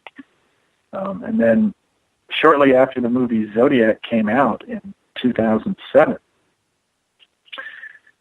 a woman's body was found in a hotel, and on the mirror someone had written or drawn a Zodiac symbol, a crossed circle. And then there was a subsequent letter, a typed written letter from someone claiming to be the killer and claiming to be the Zodiac. And very horrific crime.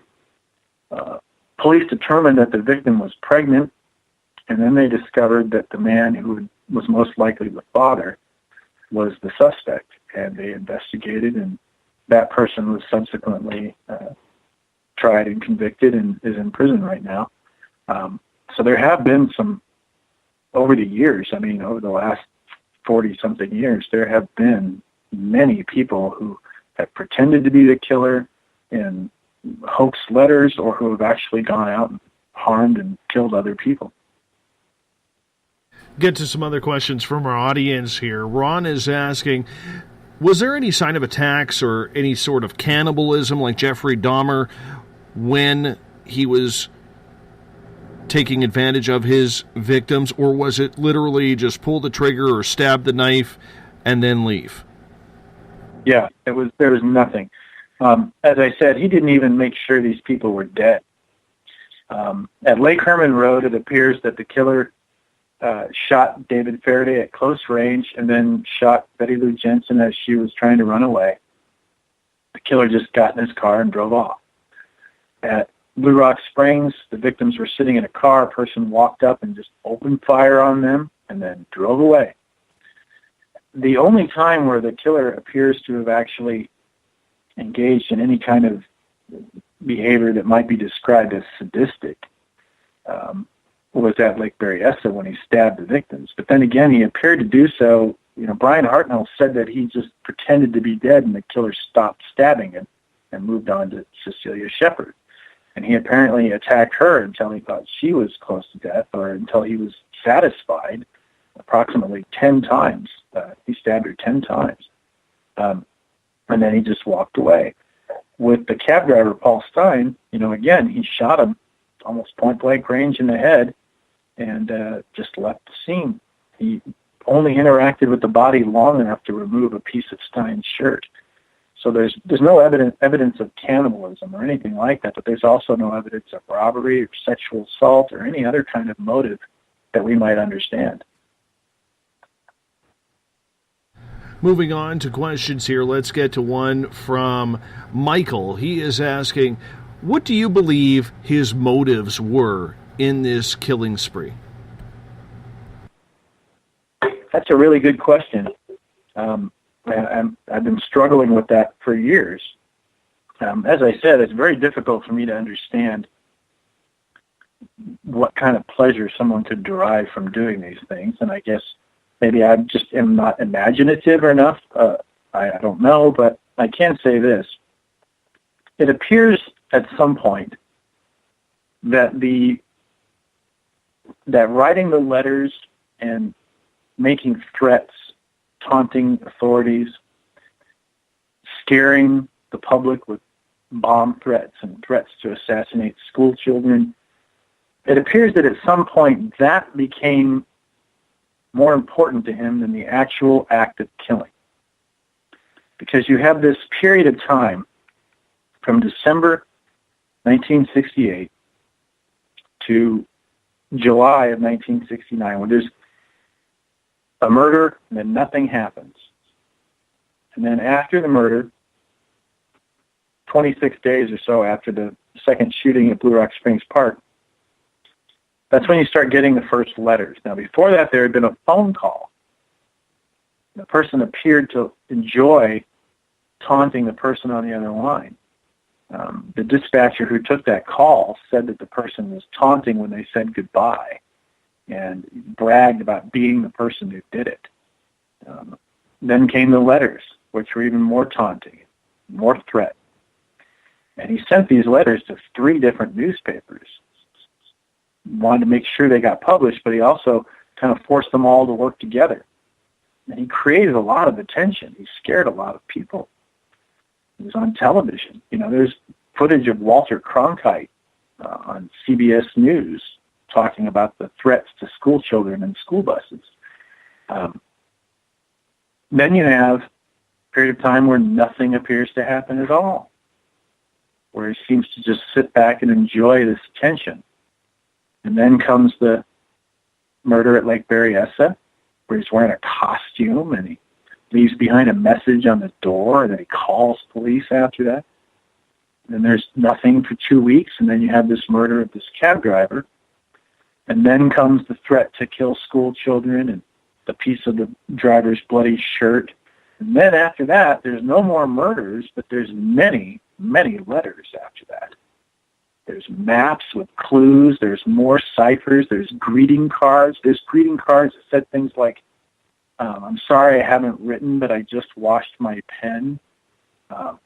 There were, postcards with cryptic messages on them, possibly alluding to more victims and things. But he seemed to be enjoying the attention and the power that he was able to use in creating all this terror and keeping the police busy with what he described as busy work. I think he really enjoyed the power that he had. At some point, that appears to have become more important than the act of killing.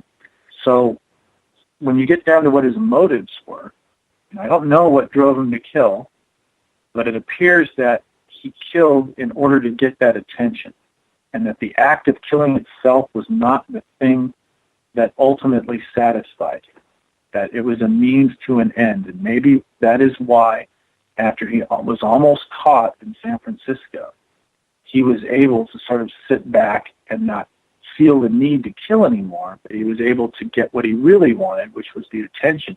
And he got that attention because he had already established himself by killing people.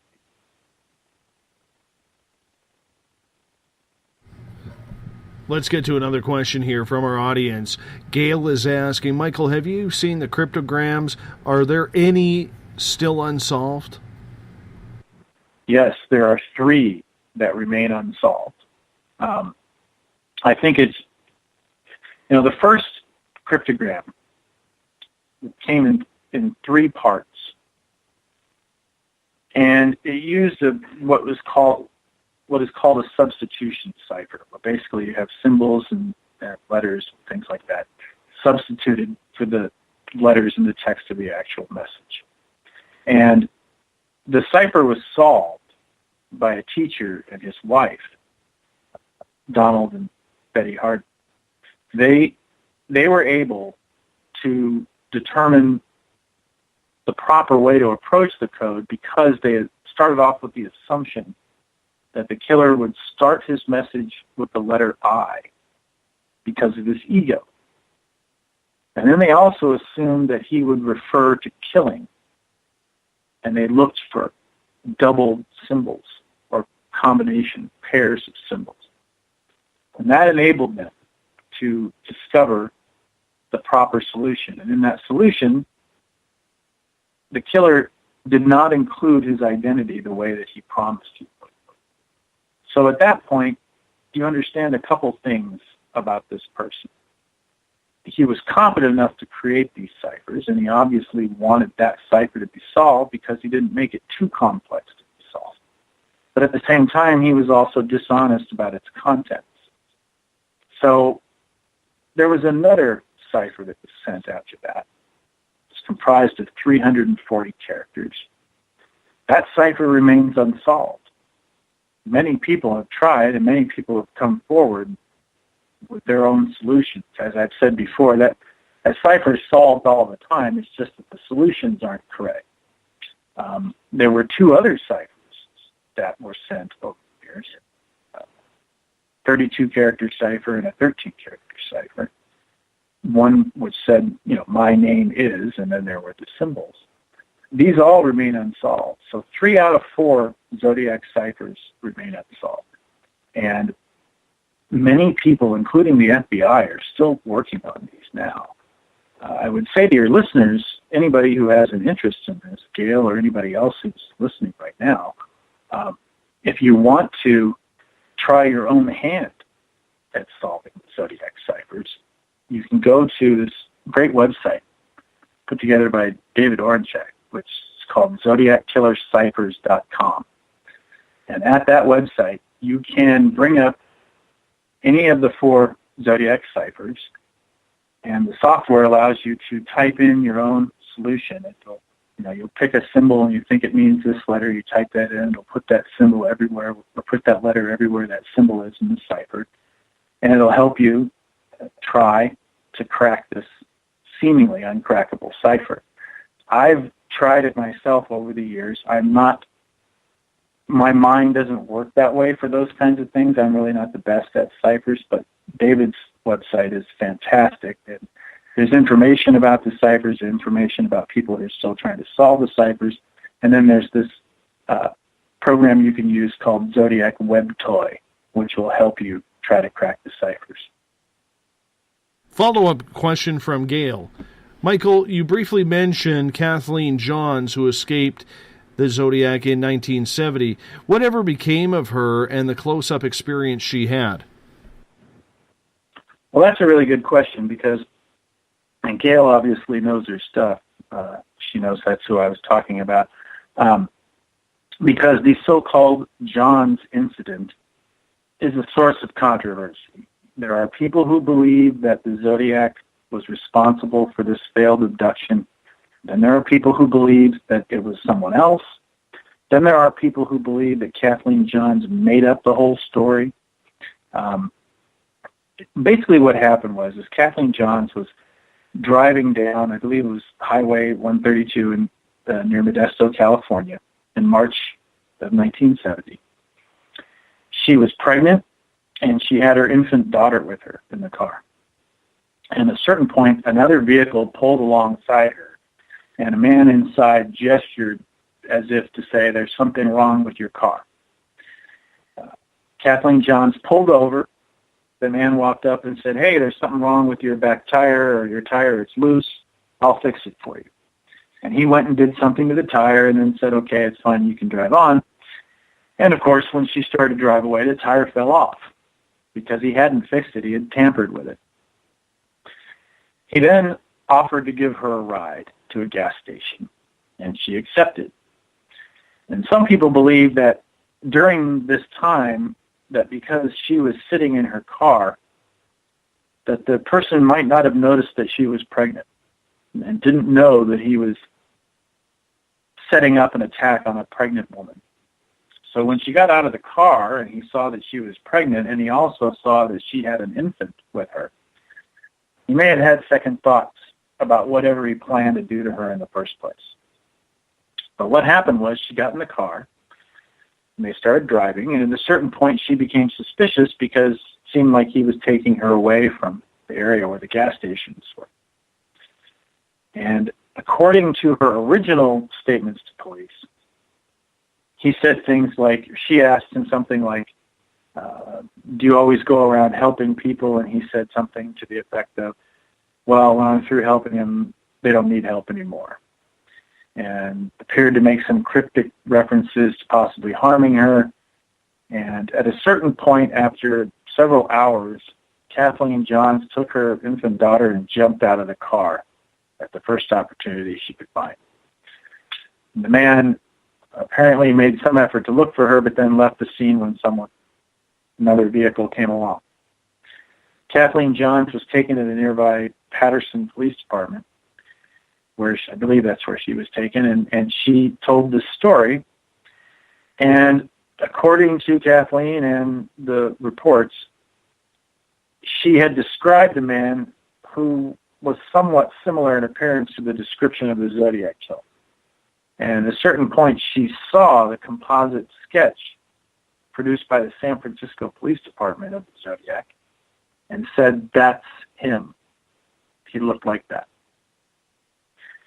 So authorities believe that it was possible the Zodiac may have tried to abduct her for some unknown reason. Shortly after that, they found Kathleen John's station wagon far away from the original place where she had been stopped, and it had been burned. Someone had set it on fire.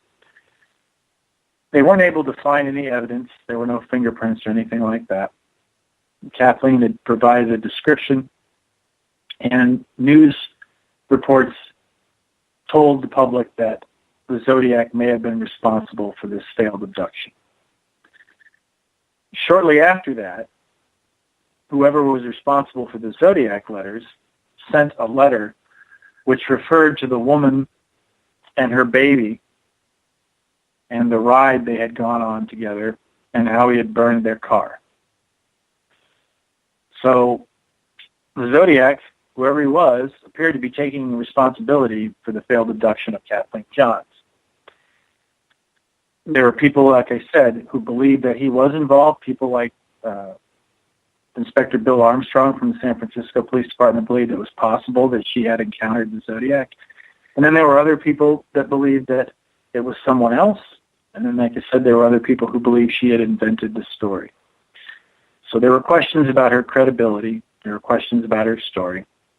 Years later, she was interviewed for the television show Hard Copy. A man named Harvey Hines, a former police officer, believed that he had identified the Zodiac as a suspect known as Larry Kane. And he showed Kane's photograph to Kathleen Johns, and Kathleen Johns identified Kane as the man who had tried to abduct her.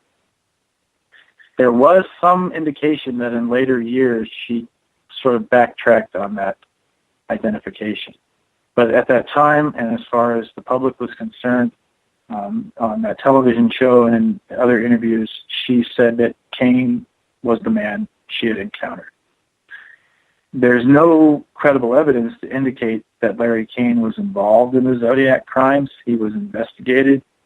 Police found no reason to continue investigating him, and as far as I know, no one has ever found any credible evidence linking him to any of the crimes or the failed abduction of Kathleen Johns.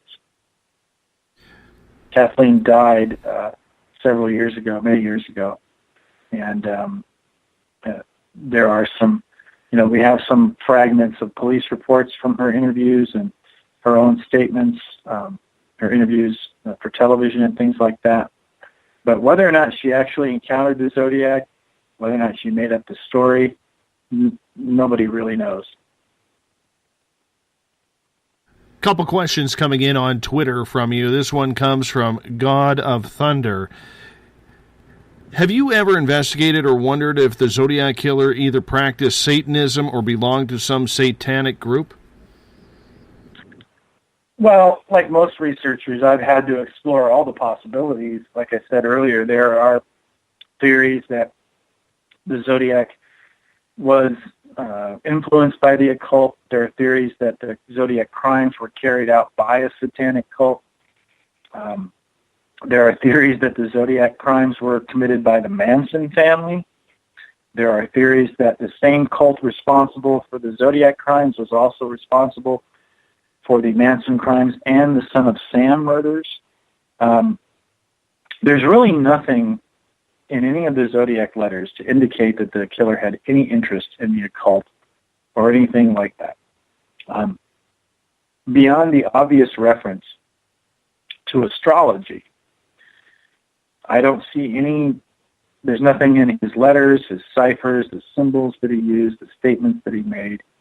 At best, some people have focused on the phrasing from the deciphered text of the first Zodiac cipher, which indicated that the killer said that he was collecting slaves for his afterlife. And some people believe this may have had some religious significance as far as certain beliefs held by people in the Philippines. There are other people who thought it was a reference to Satanism. There are people who thought that he meant it literally. There's people who thought he meant it figuratively. But in my experience. And like I said, I've done as much as I can. I've read all the police reports that I can get. I've read all the FBI files. I've interviewed many people. I've been to the crime scenes. I've investigated and researched aspects of the occult and things which may have been involved. Just never seen any reason to believe there's any link, although it's certainly possible. There's just nothing overt in any of the letters to indicate that is the case, and at the same time, there's nothing at the crime scenes or in the victims or in the killer's behavior which would indicate that he was influenced by the occult or that he was making any effort to reference the occult. And this question comes from Ron on Twitter at #SpacedOutRadio if you want to ask a question on Twitter. Any evidence suggests that it might be a professional person, such as a law enforcement officer or a government official? Well, that theory's been brought up too. There were some people who believe that the killer might have been involved in law enforcement. There are theories that none of the crimes are connected, and it was individuals in law enforcement who staged a hoax by writing these hoax letters connecting these crimes. I think that one of the things that you'd have to look at here is the killer's degree of competence. Someone who was in law enforcement or in the military would most likely have a certain amount of training or experience with weapons. They would certainly be able to, I would think in most instances, they would be able to kill somebody. But as we've noted, the Zodiac, he shot Michael Mageau several times at Blue Rock Springs Park, but he didn't kill him. He could have. Darlene was alive for a period of time after that too, although she died on arrival at the hospital. He could have simply executed these people and made sure they were dead. The shooting at Blue Rock Springs seems a little sloppy, for lack of a better term. Indicates that he may not have had that much experience, and the fact that the victim survived afterwards may indicate that he wasn't a great marksman. When he shot a victim in the head, they died. The rest of the time, it took them a while to die, or it took several shots to kill them. So I don't know that there's any evidence that it was someone in law enforcement or in the military, but I do know that that has always been considered a possibility, but there just doesn't seem to be any evidence to indicate that's the case. There's just so much that is still unanswered with this. What is the one piece of information, Michael, that you personally are searching for that would clinch it for you to try and figure out who or what was happening? Well, I don't know if there's one piece of information. I mean, a name would be great. Yeah, I mean, if you have a name you can give me, that would be a great place to start. But I think, for me, as I said, in the early days when I was interested in this case, it was very, very difficult to find accurate, reliable information about the case. So for me, my focus has always been on trying to find out what happened. If we can't find out who did it, I would settle for finding out what actually happened as opposed to the popular stories that have been out there. There's theories that Darlene Ferrin knew the killer, theories that she was stalked by the killer shortly before her death because she had seen him kill someone. There's, all kinds of theories and speculation out there. So for me, that it's not always one piece of information, but the piece of information that I'm looking for at any time is the piece of information that will help clarify what actually happened. These stories about Darlene Ferrin had been out there for years. They had appeared in books and on TV and everything. And it always bothered me that the people who told these stories never bothered to tell police this information when Darlene was killed, when it would have made a difference, when it would have helped to find her killer. I would think that if I told you, if you were like my neighbor or something, even just a passing acquaintance or a coworker or something, and I told you that somebody had been following me, and they'd been following me and checking up on me because I saw them kill someone. And then if you saw in the newspaper that I'd been murdered the next day, I would hope you'd mention that when the police came and knocked on your door. I think most people would. But in this case, these people didn't bring this information to the police until years later. And so for a researcher like me, that information is an obstacle. It's a great obstacle to the truth, to trying to find out what really happened. And it clouds everything.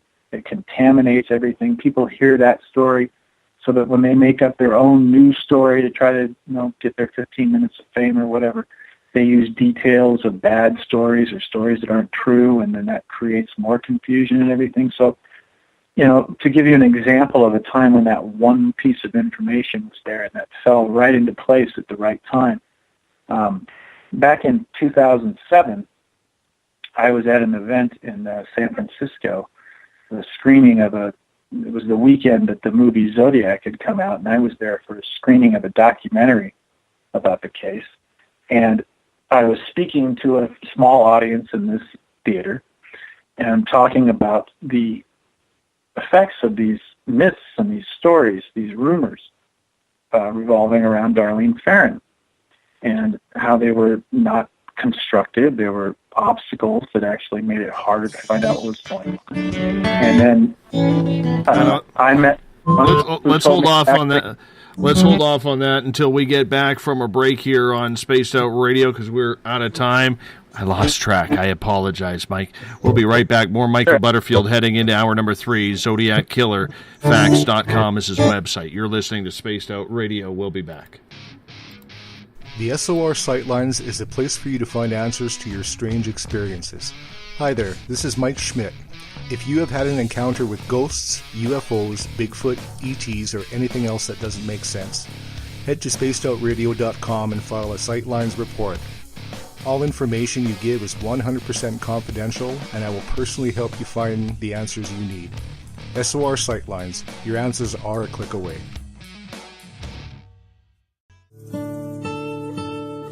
Greetings and salutations, space travelers, from the Chronicles of the Unknown team. What is Chronicles of the Unknown? I keep hearing about this thing. It's a new paranormal reality TV show based right here in beautiful British Columbia, Canada. Follow our team as we uncover claims of activity on the Caribou Gold Rush Trail.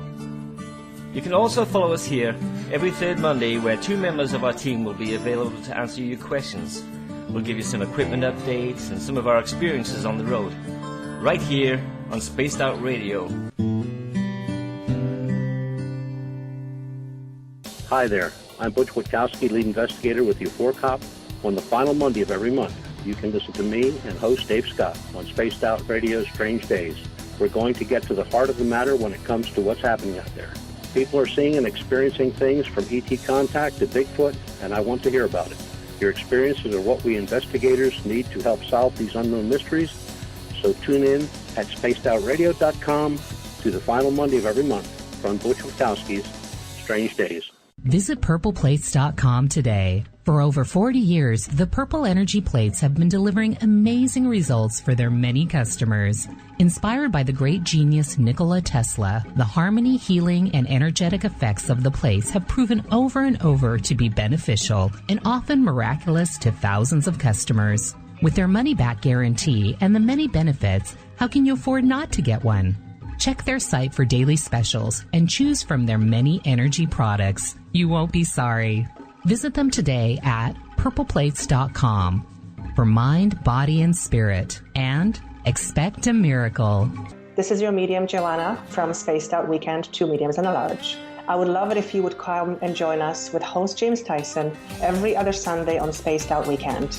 Together, we will take your calls and your questions live. Our goal is to provide you with a positive outlook on deep questions that you may have.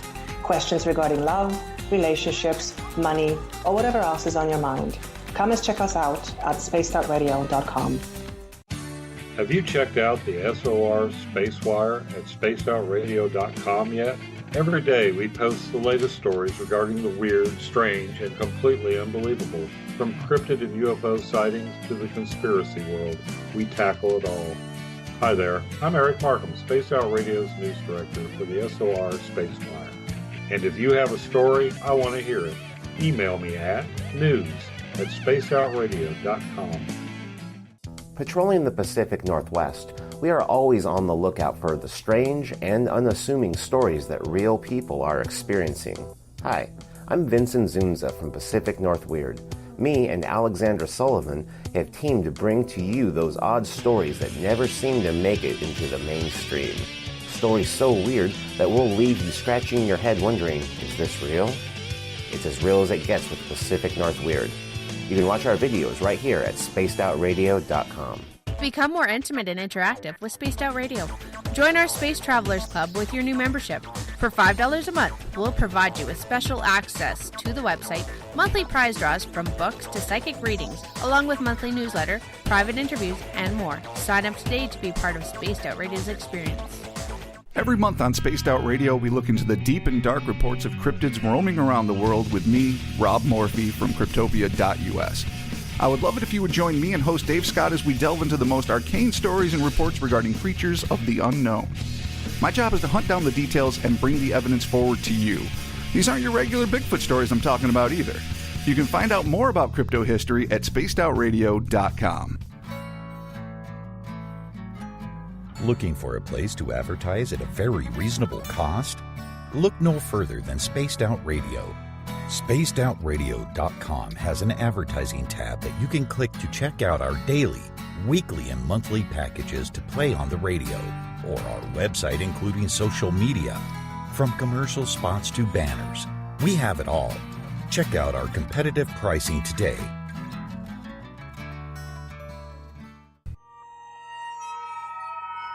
You hear footsteps in the empty room above you.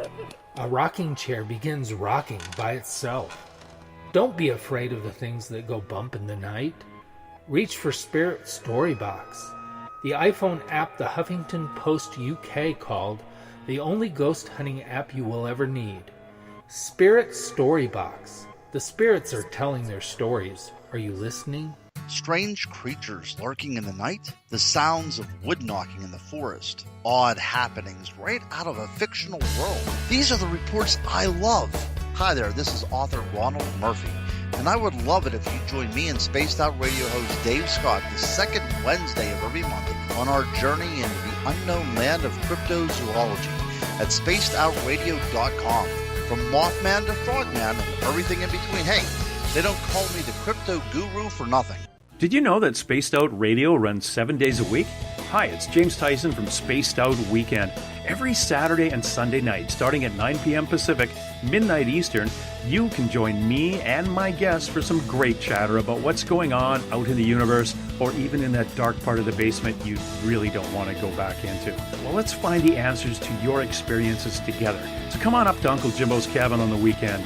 For more information, look us up at spacedoutradio.com.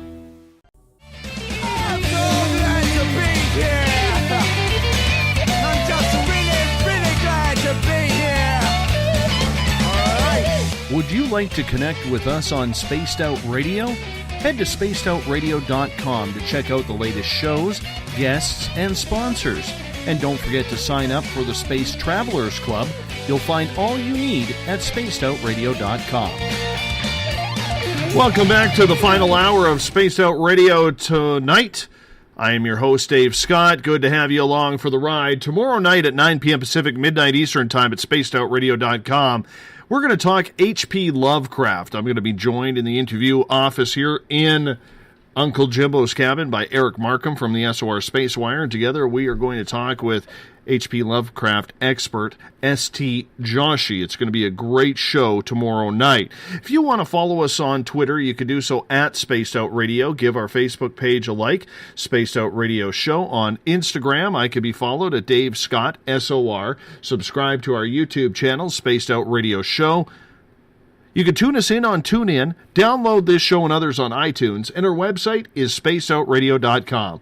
While there, we have a plethora of features for you. You got to go to the site to check them out. If you like our music, click on Bumblefoot, read my latest blog, join the SOR Space Travelers Club. It's only $5 a month. I say you do it all. We want to thank everyone listening in on the United Public Radio Network live on 107.7 FM in New Orleans and 160 countries around the world. And if you're tuned in on Revolution Radio, it is a donation station financed by you, the valued listener. Do us a favor, visit freedomslips.com and donate today. Bill Cardwell set the password for tonight in the SOR Space Travelers Club. Thermohyperesthesia. Thermohyperesthesia is your password. Make sure you use it wisely. You know what to do with it, space travelers. I know you'll do me proud. Tonight we are talking about the Zodiac Killer. Our guest tonight is Michael Butterfield. He is going the distance. His website is zodiackillerfacts.com. We bring Michael back in. Thank you so much. Hi. Hey, how's it going? You having fun yet? Yeah, I thought I'll tell the rest of that story real quick if you'd like. Sure. So I was at this event in San Francisco in 2007. It was a screening of a documentary by John Mikulenka called Hunting the Zodiac. And I was talking to the audience about some of these myths that revolve around the murder of Darlene Ferrin. And in particular, I mentioned a story that is found in a book by Robert Graysmith titled Zodiac that says that Michael Mageau told Darlene's cousin that she and Mike had been chased to the crime scene and that the killer had said her name before he shot her. And this story became a popular myth that became part of the narrative about this case. And the person that this story was attributed to, it was very difficult to track her down. The name was, forgive me if my age is getting me here, but it was Sue Ayers. And the book said, Sue Ayers told this story that when she was in the hospital, she met Mike Mageau, and he had talked about what had happened, and he told her about the chase and the killer mentioning Darlene's name and everything. And this story became a very powerful piece of information used by people who claimed that Darlene had known the killer.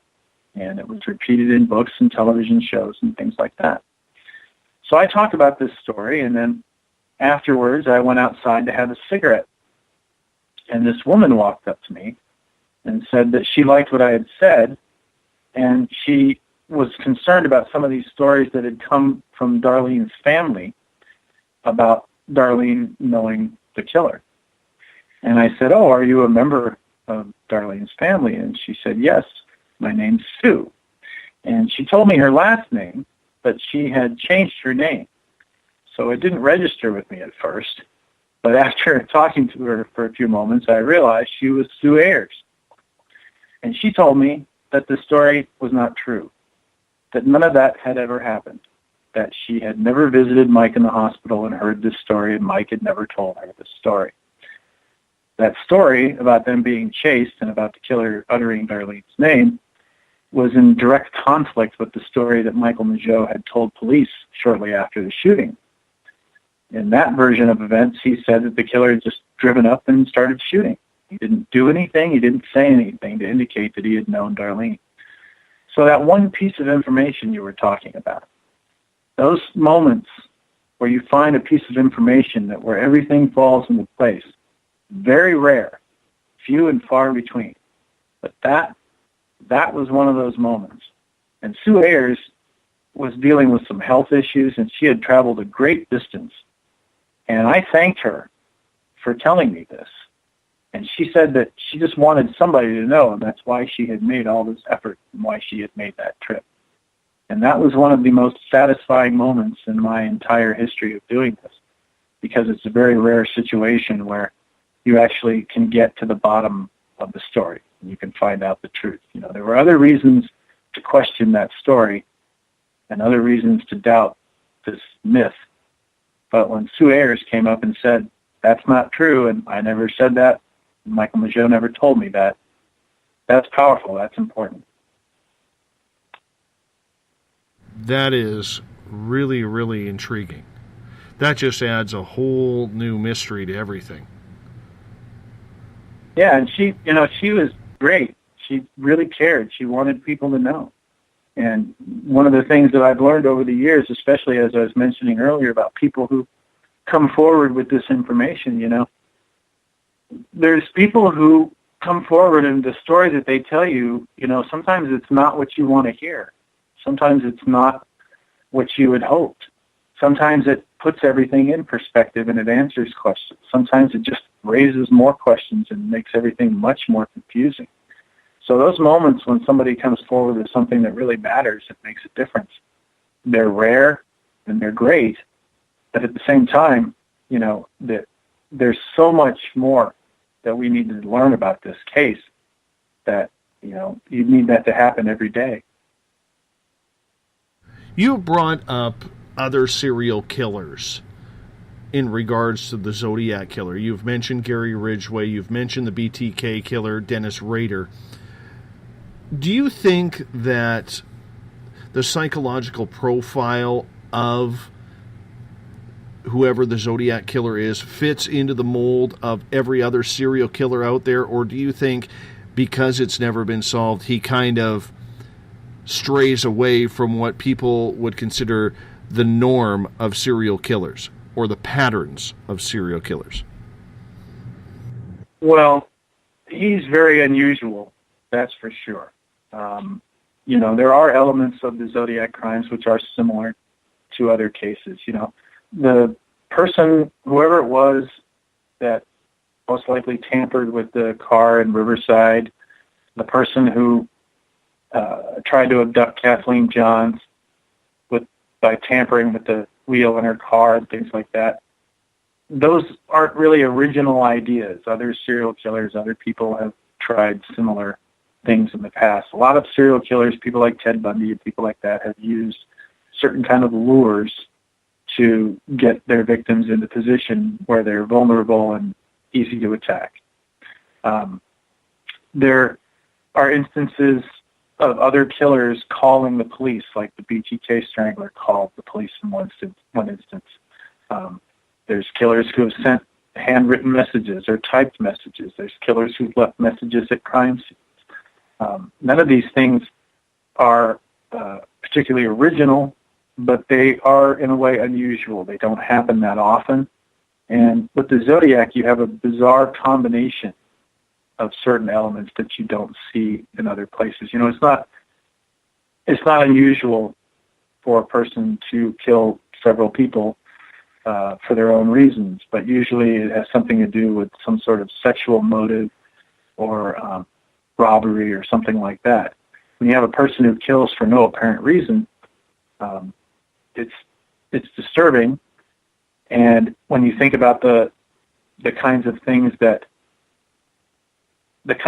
we don't know about him, we don't really know anything about him. So the possibility that he could be like other serial killers is great, but at the same time, many people have noted that when you study a serial killer, if you study the Green River Killer, if you study Joel Rivkin, you study Henry Lee Lucas, or Ted Bundy, John Wayne Gacy, or Jeffrey Dahmer, or all these people, all you're going to do is learn about those people. You might, to some degree, learn information which will help you understand other killers. But in reality, they're all very different. They're all driven by different things. And so when it comes to the Zodiac, I think it's possible that he could be somebody like BTK in the sense that he craved this attention. He had this secretive world, fantasy world. He liked to relive his crimes. He liked to do those things, but he just, for whatever reason, there wasn't any sexual component to it. And without the sexual component to it, it may have been easier to resist over time. He may have just essentially burned out or decided he didn't need to do these things anymore. As for a person who is driven or feels compelled by certain urges may have a much more difficult time resisting those urges and may go out and commit more crimes that could lead police to them. So when it comes to Zodiac, I think he's probably like BTK and Gary Ridgway in the sense that he's able to look normal and appear normal enough to avoid detection and suspicion. And so in that regard, he's an average person, a so-called normal person. But when they captured BTK and they started going through his possessions, his diaries, and when he started confessing and telling the stories about his crimes, the level of obsession was so deep that even the best attempts to penetrate his mind fall short, because the world inside his head is so different than the rest of ours, at least when it comes to those kinds of issues, that if you ever got the Zodiac in a room and sat him down and said, "Why did you do this?" I don't think he'd be able to tell you why he did it. And I'd be weary of accepting any reason he would give you, because it would probably be convenient and self-serving. He's probably not going to admit that he's driven by certain things, or that, maybe he was abused as a child, maybe he wasn't, maybe he didn't want to talk about that, maybe he wouldn't. But I think, at the very least, I don't believe that the Zodiac is somebody who's gregarious and friendly on the outside. That's just my personal take on it. I don't think he's somebody like Ted Bundy who's glad-handing everybody in out there. I think he's somebody who's probably a lot more quiet. And if he is still out there and he ever was captured, you'd find out that he's not somebody who commits petty crimes and does other things like some serial killers have, that this may have been a single solitary obsession of his, and that at a certain point he either outgrew it and outgrew that Zodiac personality, and that's why those final letters were signed as citizen or things like that instead of using the Zodiac name. There's experts who believe that Exorcist letter that referred to suicide might have been a vague reference to him either actually committing suicide or at the very least the symbolic death of the Zodiac character. So at the end of the day, I really don't know if he's going to end up being like these other serial killers, but I think, if we were lucky enough to ever find out who he was, we'd all be shocked by who he was. I don't think many of us would be sitting there going, yeah, that's exactly what I thought he would be like.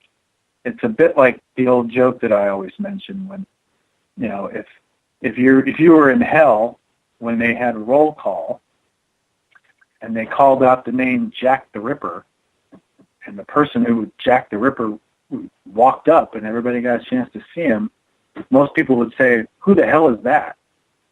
It wouldn't be anybody that you've heard of. It wouldn't be, Prince Albert or somebody else. And the same thing with the Zodiac. He'd probably confound all of our imaginations.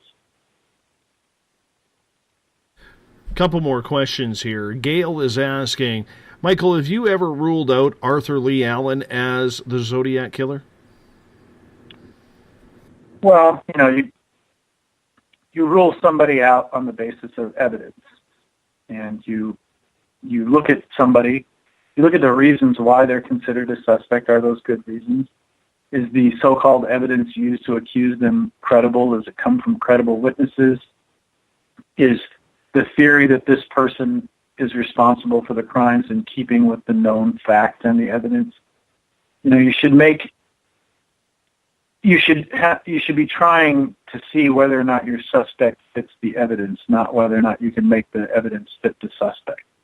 And with Arthur Lee Allen, most people have heard about him because of the Robert Graysmith's book Zodiac, or because of the documentaries on television, or most recently the movie Zodiac. And the story behind Arthur Lee Allen, it doesn't lead me to believe that he's the Zodiac, and it seems to have led others, including law enforcement, to the same conclusion. Mainly because Arthur Lee Allen didn't resemble the descriptions of the Zodiac. There's that first piece of information. The police officer who was driving towards the crime scene on the night of the murder of the cab driver said that Arthur Lee Allen was not the man that he saw walking away from the crime scene. Now, if that person was the Zodiac and that police officer was at all accurate, then Arthur Lee Allen was either not the Zodiac or the person that they saw was not the Zodiac. I tend to believe that the person they saw was most likely the Zodiac, and if that officer is correct, then Arthur Lee Allen was not the Zodiac. The fingerprints found on the cab don't match Arthur Lee Allen. Fingerprints found on the letters don't match Arthur Lee Allen. The palm print found on the Exorcist letter does not match Arthur Lee Allen, and neither does the DNA. The handwriting doesn't match Arthur Lee Allen. Several experts have determined over the years that Arthur Lee Allen did not write the Zodiac letters. Some people will mention that Michael Michaud at one time identified Arthur Lee Allen as the man that shot him at Blue Rock Springs Park. That story came out, and it was used by people who were trying to link Allen to the crimes, and we didn't know any other information about it. And it took me 2 years of pestering the Vallejo Police Department, and in particular Lieutenant Joanne West, and then later Captain Joanne West, who eventually told me that what happened was, in 1991, retired Vallejo Police Detective George Bauer met with Michael Michaud at the Ontario airport and showed him a lineup of several individuals, photographs of several individuals, and one of those individuals was Arthur Lee Allen. And Michael Michaud pointed to Arthur Lee Allen's photo and said, "That's him. That's the man who shot me." And Bauer said, "Well, are you sure?" And Michaud said, "Yeah, he had a face like this guy." And he pointed to the picture of another person in the photo lineup. He essentially told George Bauer that Arthur Lee Allen committed the crime while he was wearing someone else's face, which of course is not a positive identification. And although Mike Michaud described the level of certainty as 8 on a scale of 1 to 10, the Vallejo Police Department did not believe that that identification was valid. And more importantly, Arthur Lee Allen did not match the description provided by Michaud in 1969. So when you add all that up, there's no credible evidence to indicate that Arthur Lee Allen was involved in the crimes. All we have is someone, a man who at one time knew Arthur Lee Allen and was an estranged friend, came forward in 1971 and told police that Arthur Lee Allen had told him that he was going to commit crimes similar to the Zodiac murders, and that he was going to call himself the Zodiac in taunting letters to the newspapers. He claimed that this conversation occurred before the Zodiac letters had ever appeared. He also said that when he was trying to time the events of this conversation, that it had happened shortly before the Zodiac murders had begun.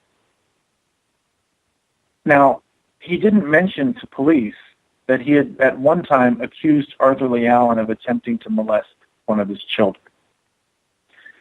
So when police went and interviewed Arthur Lee Allen's brother, who knew this man too, Arthur Lee Allen's brother said, "Well, yeah, I know him, and he's a trustworthy individual, and I would believe that what he was saying is true, but you should also know that he did accuse my brother of trying to molest one of his children." In the years after that, the story told by this individual fell apart in certain respects. He had tried to time it at one time and said that Allen referred to losing his job, and then it was learned that Allen had actually lost his job after that time period, so that his timing couldn't have been right. And the timing was essential, because if he had said this before the Zodiac letters, that was one thing, but if somebody had said that after the Zodiac letters were already in the newspaper and everything, that was another matter. In later years, the story told by this individual continued to expand and include more juicy details which made Arthur Lee Allen look guilty. He started to say things which were in conflict with the known facts, and by the time I was interviewing him in 2005 and 2006, he was telling me stories which were not true, stories which were demonstrably false. And he apparently told other stories to other people as well. So I was forced to conclude that he was not a credible witness. and that the stories he was telling about Arthur Lee Allen were most likely not true and were driven by some sort of personal vendetta or animosity towards Arthur Lee Allen. I may be wrong about that, but that's the conclusion that the evidence led me to, and I believe it's the same conclusion that most researchers and investigators have reached. Because of that, and the lack of evidence, I don't see any reason to believe that Arthur Lee Allen was the Zodiac. I want to get to one more question here before we move on, because there's a lot of other crime stories that you feel are just as compelling but just don't get the press. When the ciphers first started coming into the police and the newspapers and everywhere else they were released by the Zodiac Killer, how did they go about solving the riddle of the ciphers in order to figure out what the message was? Well, as I said, the teacher and his wife, Don and Betty Harden, they used a psychological approach. They decided that the killer would most likely begin the message with the word I because of his ego, and that he would most likely use the word kill. And so they looked for doubled symbols, which could be the double L's in the word kill. That proved to be a good strategy, and they were able to decipher the message. Now, there is some indication that at the same time, experts working for law enforcement had also deciphered the message. I am not aware of the methods they used to reach that possible solution. But in all the other cases, as I said, the ciphers remain unsolved. And people have tried to use the same approach, the same methods to decipher those messages, and they have been unable to do so. So it's possible that those messages are just gibberish, that they literally are just busy work designed to keep people trying to crack them forever. And if that was the case, then it worked, because here we are almost 50 years later, and people are still, losing their minds. Their heads are spinning trying to solve these codes. It's also possible that the Zodiac intended his first cipher to be solved, but that he was surprised by how quickly it had been solved. He might have wanted it to drag on a little bit. He might have wanted to keep people in suspense. So when the message was easily solved and appeared in the newspapers, he may have thought that he made the cipher too easy to decipher. So when it came time to make the next cipher, he may have tried to make it harder to solve. And because of that, he might have made it too hard. He might have made a mistake. All it takes is a couple little errors here and there to screw up your system, and it will become incomprehensible to people who are trying to solve it. So we only know that one particular method worked, and that was by making assumptions about the killer's psychological state, his personality, his ego. When it comes to the remaining ciphers, like I said, David Orenchak's website, there's a lot of great information about that, but he'll tell you they are very difficult. They're not just impossible to solve, but they're difficult to understand. They're difficult to determine what kind of methods were used to construct them in the first place. In some instances, such as the 13-character cipher, there may not be enough information there for anybody to solve it. The longer a message is, the easier it is to solve, because you can find patterns. And those patterns will help you detect where certain letters have been used in the same combination over and over again, such as the word kill. Doubled E's, doubled O's, doubled L's, doubled N's.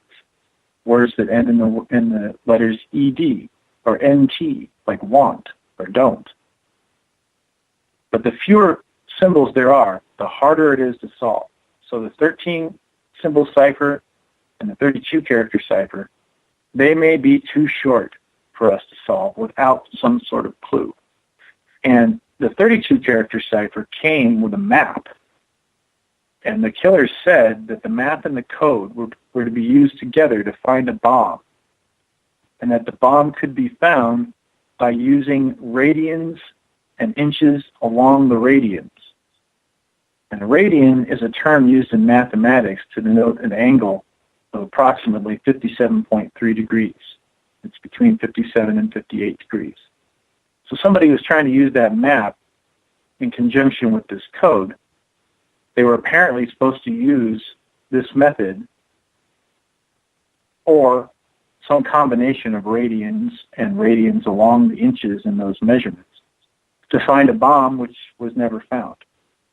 So either that was just some busy work, and he just wanted to keep people scared of another bomb and keep them trying to crack a code, or it was for a bomb that we were unable to find because we couldn't crack the cipher, or it was an allusion to something else, that you were supposed to use this map and this code in combination with radians and inches along the radians, but it wasn't to find a bomb, it was to find something else.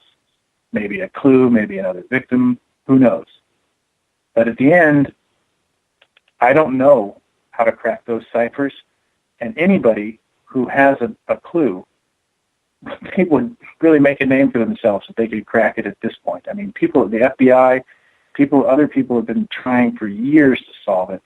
And as I said, if you go to ZodiacKillerCiphers.com, you'll see that, it's maddening. You could do it all day. You could sit in there and try every combination you could think of, and you probably will not succeed.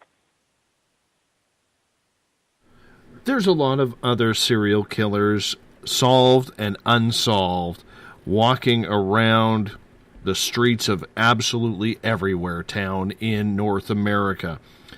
And I know you love to follow these stories, see what's going on, because as a researcher and a writer, well, that's what you do in order to find that information.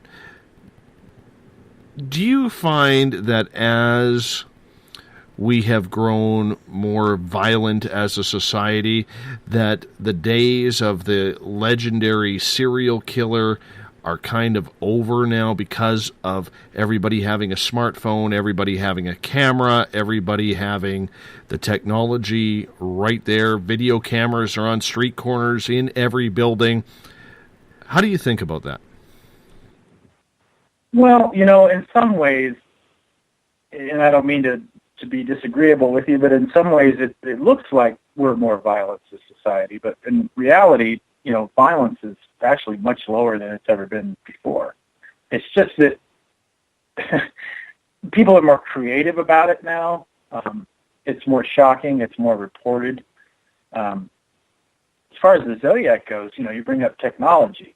Think about this scenario, okay? So the Zodiac, one of the great myths about the Zodiac case is that the Zodiac's phone calls to police were recorded. And there are no known recordings of the Zodiac's voice. There is a recording of the BTK killer when he called in the mid-'70s. And that's because the technology had changed. So can you imagine what would happen if somebody tried to commit the Zodiac crimes today and they called the local police to report the crime? The call would be recorded, and it would be played on the local news, or the call would be traced. They would most likely find this person. If they did find a phone booth, or if anybody uses a phone booth anymore, they did find a phone used by him, they'd be able to find all kinds of evidence, probably just from him touching it.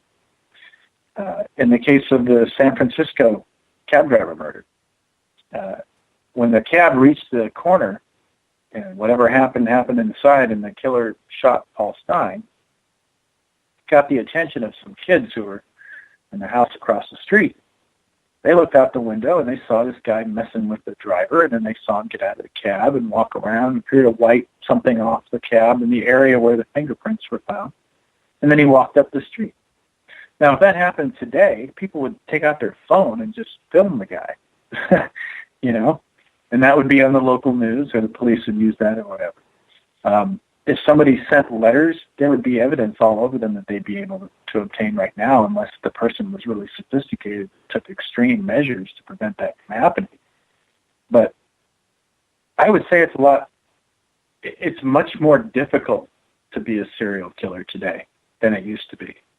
I mean, Ted Bundy and people like that, they were able to succeed because we did not live in a society where you were going to be photographed everywhere you went. I mean, if you think about it, even back then, at Lake Sammamish, when Ted Bundy put his arm in a fake cast and went around asking women to help him put a sailboat on his car. Some of them turned him down, and they went back to doing whatever they were doing. He was walking around talking to various women. So the police asked people who took photographs that day to come forward in the hopes that somebody had taken a picture of this guy named Ted with a cast on his arm. And they weren't able to find any pictures of Ted. But what's interesting is there was a photograph of the VW Bug parked in the parking lot. And most likely, that was Ted Bundy's car, and it appears that Ted Bundy may have been in it at the time that somebody took that photograph. But unfortunately, there was a vehicle parked in front of it. I believe it was a police car. The car had come there, police responding to something else. They were parked in front of it so you couldn't see the license plate. But if that car hadn't been there and the camera maybe had been just a little closer, they might have had Ted Bundy that day, you know? So today, it's much more difficult to get away with those things. And I think our society has changed in ways to where the kinds of people who want that kind of attention, writing letters and doing those kinds of things, might be drawn to different kinds of crimes than the kinds of things that you could get away with back then because of the anonymity and the absence of technology. Well, the other thing, too, that I'm looking at is the popularity of the mass shooting now. It seems that if somebody goes into rage or psychosis or just has a mental breakdown, it's about running into an area, taking out as many people as possible, and then coming to the realization that you either have to kill yourself or go death by police officer in order to, end the torture that is happening in your own mind at that time. It is a little perverse the way it is happening. Do you see people more going to that extreme route rather than the whole serial killer where somebody is sick over an amount of time? Well, I think it all comes down to what's driving them in the first place. A person who, like I was saying, John Wayne Gacy or Jeffrey Dahmer or some Ted Bundy or something like that, they have sexual deviance problems. They have issues that are driving them to do what they do. A person who is mentally disturbed, and it's important to remember, too, and I always mention this, is that the overwhelming majority of people who suffer from mental illness do not commit violent acts. In fact, the overwhelming people who suffer from mental illness who do commit violent acts usually commit them against themselves. So it's rare for people who are actually disturbed to go out and hurt people. But when they do, when those people do, it's different than somebody like Ted Bundy. A person who feels a certain disappointment in life, feel like they've been hurt or disenfranchised, or they have fantasies of revenge against people in their lives, institutions or individuals, those people are much more likely to act out in some way where they're lashing out and trying to hurt people as opposed to satisfying some kind of sexual urge or something. When you see people who commit suicide by cop and people like you were saying, that comes down to something that I believe it was John F. Kennedy talked about once, is that anyone could assassinate a president if they're willing to trade their life for it. So somebody who does a mass shooting and gets killed at the end of it or kills themselves, that's a different kind of person than a person who wants to carry out acts anonymously and not face any consequences. So those kinds of people in our society, it's much easier to get that kind of instant attention, that notoriety for doing a horrific act. Somebody like Charles Whitman years ago, in 1966, I think, when he went up on the Texas University Tower and shot dozens of people up there. There's evidence that he was driven by some medical problems, that he had a tumor in his brain and things. But I don't think he did that for the attention. Today, someone who did that would most likely do it because they would know, or one of the reasons that they would choose to do it would be because they would know that they would be splattered all over television and their name would become famous. And there have been some people who have done things like this and said they did it to become famous. So there are people like that. But then when you're talking about people who are just walking around out there, somebody like Ted Bundy or the Zodiac, who are cold-blooded individuals who carry out acts. They abuse our trust. They lure us. They lie to us. They do things to get you into their trap, and because they pretend to be like a normal person. Those kinds of people are scary on a certain level. And then there's people like Herbert Mullen, who in the 1970s, Herbert Mullen was someone who had some mental health issues that were untreated and some other problems. And he concluded that the natural disasters, things like earthquakes, were happening because God was angry and God needed to kill a certain number of people in order to retaliate against mankind. So Herbert Mullen decided that we might be able to avoid earthquakes and natural disasters if we went out and killed enough people for God so that he wouldn't have to. And Herbert Mullen killed, I think, 10 people over the course of a week or a weekend because he thought it might prevent an earthquake. And when he was arrested, of course, he tried to explain why he did what he did. And he had a lot of other problems, a lot of other things that were driving him. And there are people who believe that he did suffer from some form of paranoid schizophrenia. But that's frightening on a whole nother level. That's something that you can avoid if you're a young woman and a man walks up to you in a dark parking lot and offers to give you a ride or something like that. You can turn them down. You can walk away. There's a lot of things that you could do to avoid becoming a victim. But when some disturbed person walks into a place of business with a gun, or somebody like Herbert Mullen sees you walking down the street and decides that killing you is what God wants, that's frightening on a whole other level, and that's hard to avoid. I know here in British Columbia, the first serial killer we ever learned of ended up being a gentleman named Clifford Olson, who in the late 70s, early 80s, ended up murdering 11 children. And I remember I was about 7, 8 years old back then, 9 years old, and we would literally have to, I remember our parents saying, don't play by a road if you see a green van, because that was the mystery vehicle. One of those old Ford or Chevy vans that used to drive along with no windows that were popular back in that day.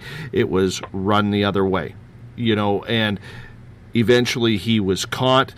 The next serial killer that I can remember in British Columbia was Robert Pickton from the infamous pig farm, where he murdered 60-some women from Vancouver's downtown east side, most of them prostitutes or heavily induced drug addicts. So we don't have that long history of serial killers here that we know of. Do you feel that there are still a lot of serial killers walking around the streets today? Well, there were times when people like Ann Rule, crime writer Ann Rule, and others were testifying before Congress that there were probably 300 serial killers walking around at any given time. FBI estimates are much more conservative and say that, there might be anywhere from 20 to 50 serial killers in the United States. But the problem is that, unlike the Zodiac, most serial killers don't write letters to tell you who they killed. In fact, most serial killers go out of their way to avoid any connection between them and their crimes. So the number of serial killers who are out there, you can only determine that by determining how many victims there are. And since most police officers, most police agencies, law enforcement agencies, make distinctions between missing persons where foul play is suspected, homicide victims, things like that, there's no way for us to know. It could be much worse than we expect. We could be exaggerating. But I will say this. If you look at the number of serial killers that have been identified and arrested in the United States alone in the last 30 to 40 years, and you think to yourself, how many other serial killers have not been arrested? And then you think to yourself, how many unsolved crimes there are, or for whatever reason law enforcement agencies are either unwilling to make a connection or unable to make a solid connection, the number of serial killers out there may be higher than we think because our ability to detect them in the first place is severely limited. And one of the things that we talked about earlier, if you don't mind me kind of changing the subject just real quick here for a moment. Please do. When you had mentioned how when you were young there was these crimes going on and you were told to avoid this particular kind of van, and that there were things that you could do to, even if it weren't true, there were things people told you that you could avoid becoming a victim. And when you look at the people that are selected by serial killers, they're a reflection of themselves. So a person like Ted Bundy abducts young women who are white, of a certain socioeconomic variety, college co-eds, that kind of thing. Women who are likely to be noticed and missed. When a serial killer decides to pick on, like Robert Pickton, you had said to me that, when some of these women disappeared, some women who worked as prostitutes were telling the police, go check out the pig farm. Go to the pig farm and see what's happening there, because they believed there was a connection. But when the victims are prostitutes or runaways or people who are some reason considered undesirables, it's much easier to take advantage of those kinds of people. And those people aren't likely to be missed. And when they're not missed, there's no outrage over what happened to them. And when there's no outrage, there's no investigation. When there's no investigation, there's no resolution. So it all depends on who the victim is, the victimology of the case. But when you talk about monsters walking around on the street, that's a really, I hate to sound melodramatic, but that's a great phrase. If you've ever seen the movie The Exorcist 3, written by William Peter Blatty, the writer of the original Exorcist, there's a great scene in it where a police officer is talking to a priest, and he's telling him, the whole world is a crime scene, and you're talking to me about, peace and love or whatever, while your God is walking around doing nothing while this monster is prowling our streets right here. And you never know who's out there on the street. You never know who's doing what. There's stories or studies that claim that the average person comes in contact with a murderer at least 39 times in their life, passing in a hallway or whatever. When I was a kid, when I was 12 years old, I was a paper boy here in Arizona. And a little 12-year-old paper boy was abducted and disappeared. And that was the first time I had any concept of this idea that these monsters were out there walking on the streets in the first place. When people told me this little boy had disappeared, that someone had taken him, I had no idea why someone would take a child in the first place. What was he going to do with a child? I didn't understand why people did those kinds of things. But it changed my life drastically in many ways. And in some ways it has an influence on why I write about true crime today, because, like you were saying, you were told, watch out for the van, do this or whatever. People are growing up, like have police officer riding along their bus with them because the Zodiac Killer's out there. Well, for me, there was this person that abducted a paper boy. And because of that, shortly after that, a young girl who was working as a paper girl was abducted and killed.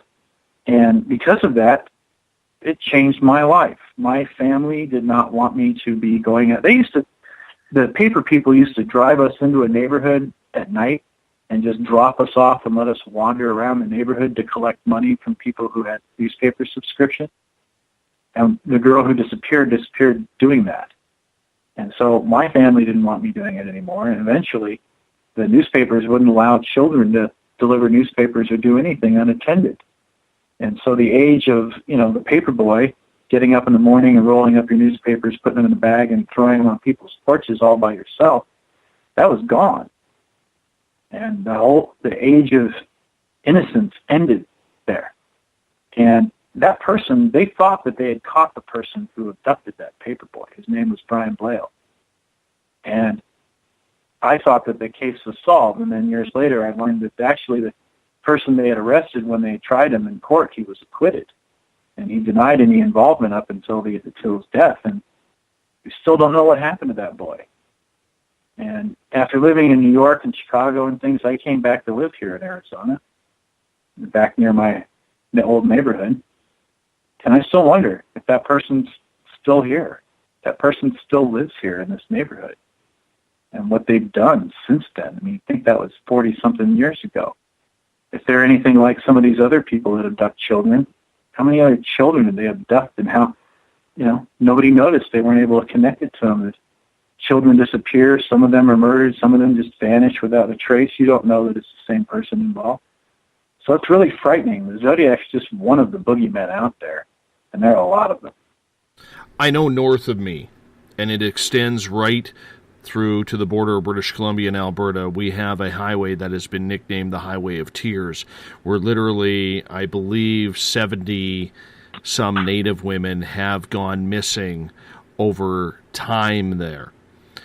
So that one, and I've known a police officer who has worked on that case, and when you're working on something, and the police are working on something to try and get this out, and let's face it, the higher the numbers go, the more the media reacts, serial killer, the public reacts to serial killer or killers at that point. How does one try and solve a crime on something, and I'm looking at the Zodiac Killer much the same way I am this person way up north of me. How do they go about trying to solve that crime when it is so desolate that there is no cameras out there? These ladies are being taken from hitchhiking along the highway, and then poof, they just vanish. Well, that illustrates the real problem. Like I said, that Bundy said that investigator, highly intelligent investigator, was at a grave disadvantage trying to catch a killer of a average intelligence. And when you think about it, most serial killers, like we said, they don't try to get attention to themselves. They try to come into an area, commit their crime, and go away without being noticed.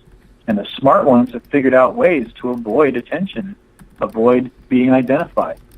A person who can, how many, you said 70 women? How many you said? Around there, yes. Think about that. There are 52 weeks in a year. How often is this person doing that? That's a full-time job. And for somebody who's that absorbed in it, somebody like Ted Bundy who thought about murder constantly, the way that they are even able to do what they do is by exploiting the cracks in our system, not just by avoiding cameras, but by figuring out ways where they go to pick women who are not going to be missed or who are not going to cause a ruckus right away. People who are vulnerable, people who are in positions where they can be exploited in the first place. They're smart. They're smart enough to know how to fool us or take advantage of us. So when it comes to trying to catch somebody like that, that is the ultimate problem with serial killing in the first place, the anonymity of it. Like I said, if a person comes into a community, if a stranger comes into a community and commits a crime and then goes away, then law enforcement is still looking for that person in that community. And that's how you get false confessions and wrongful arrests and suspects who are hounded for years when they're not involved at all, because the person that you're looking for isn't there to be found.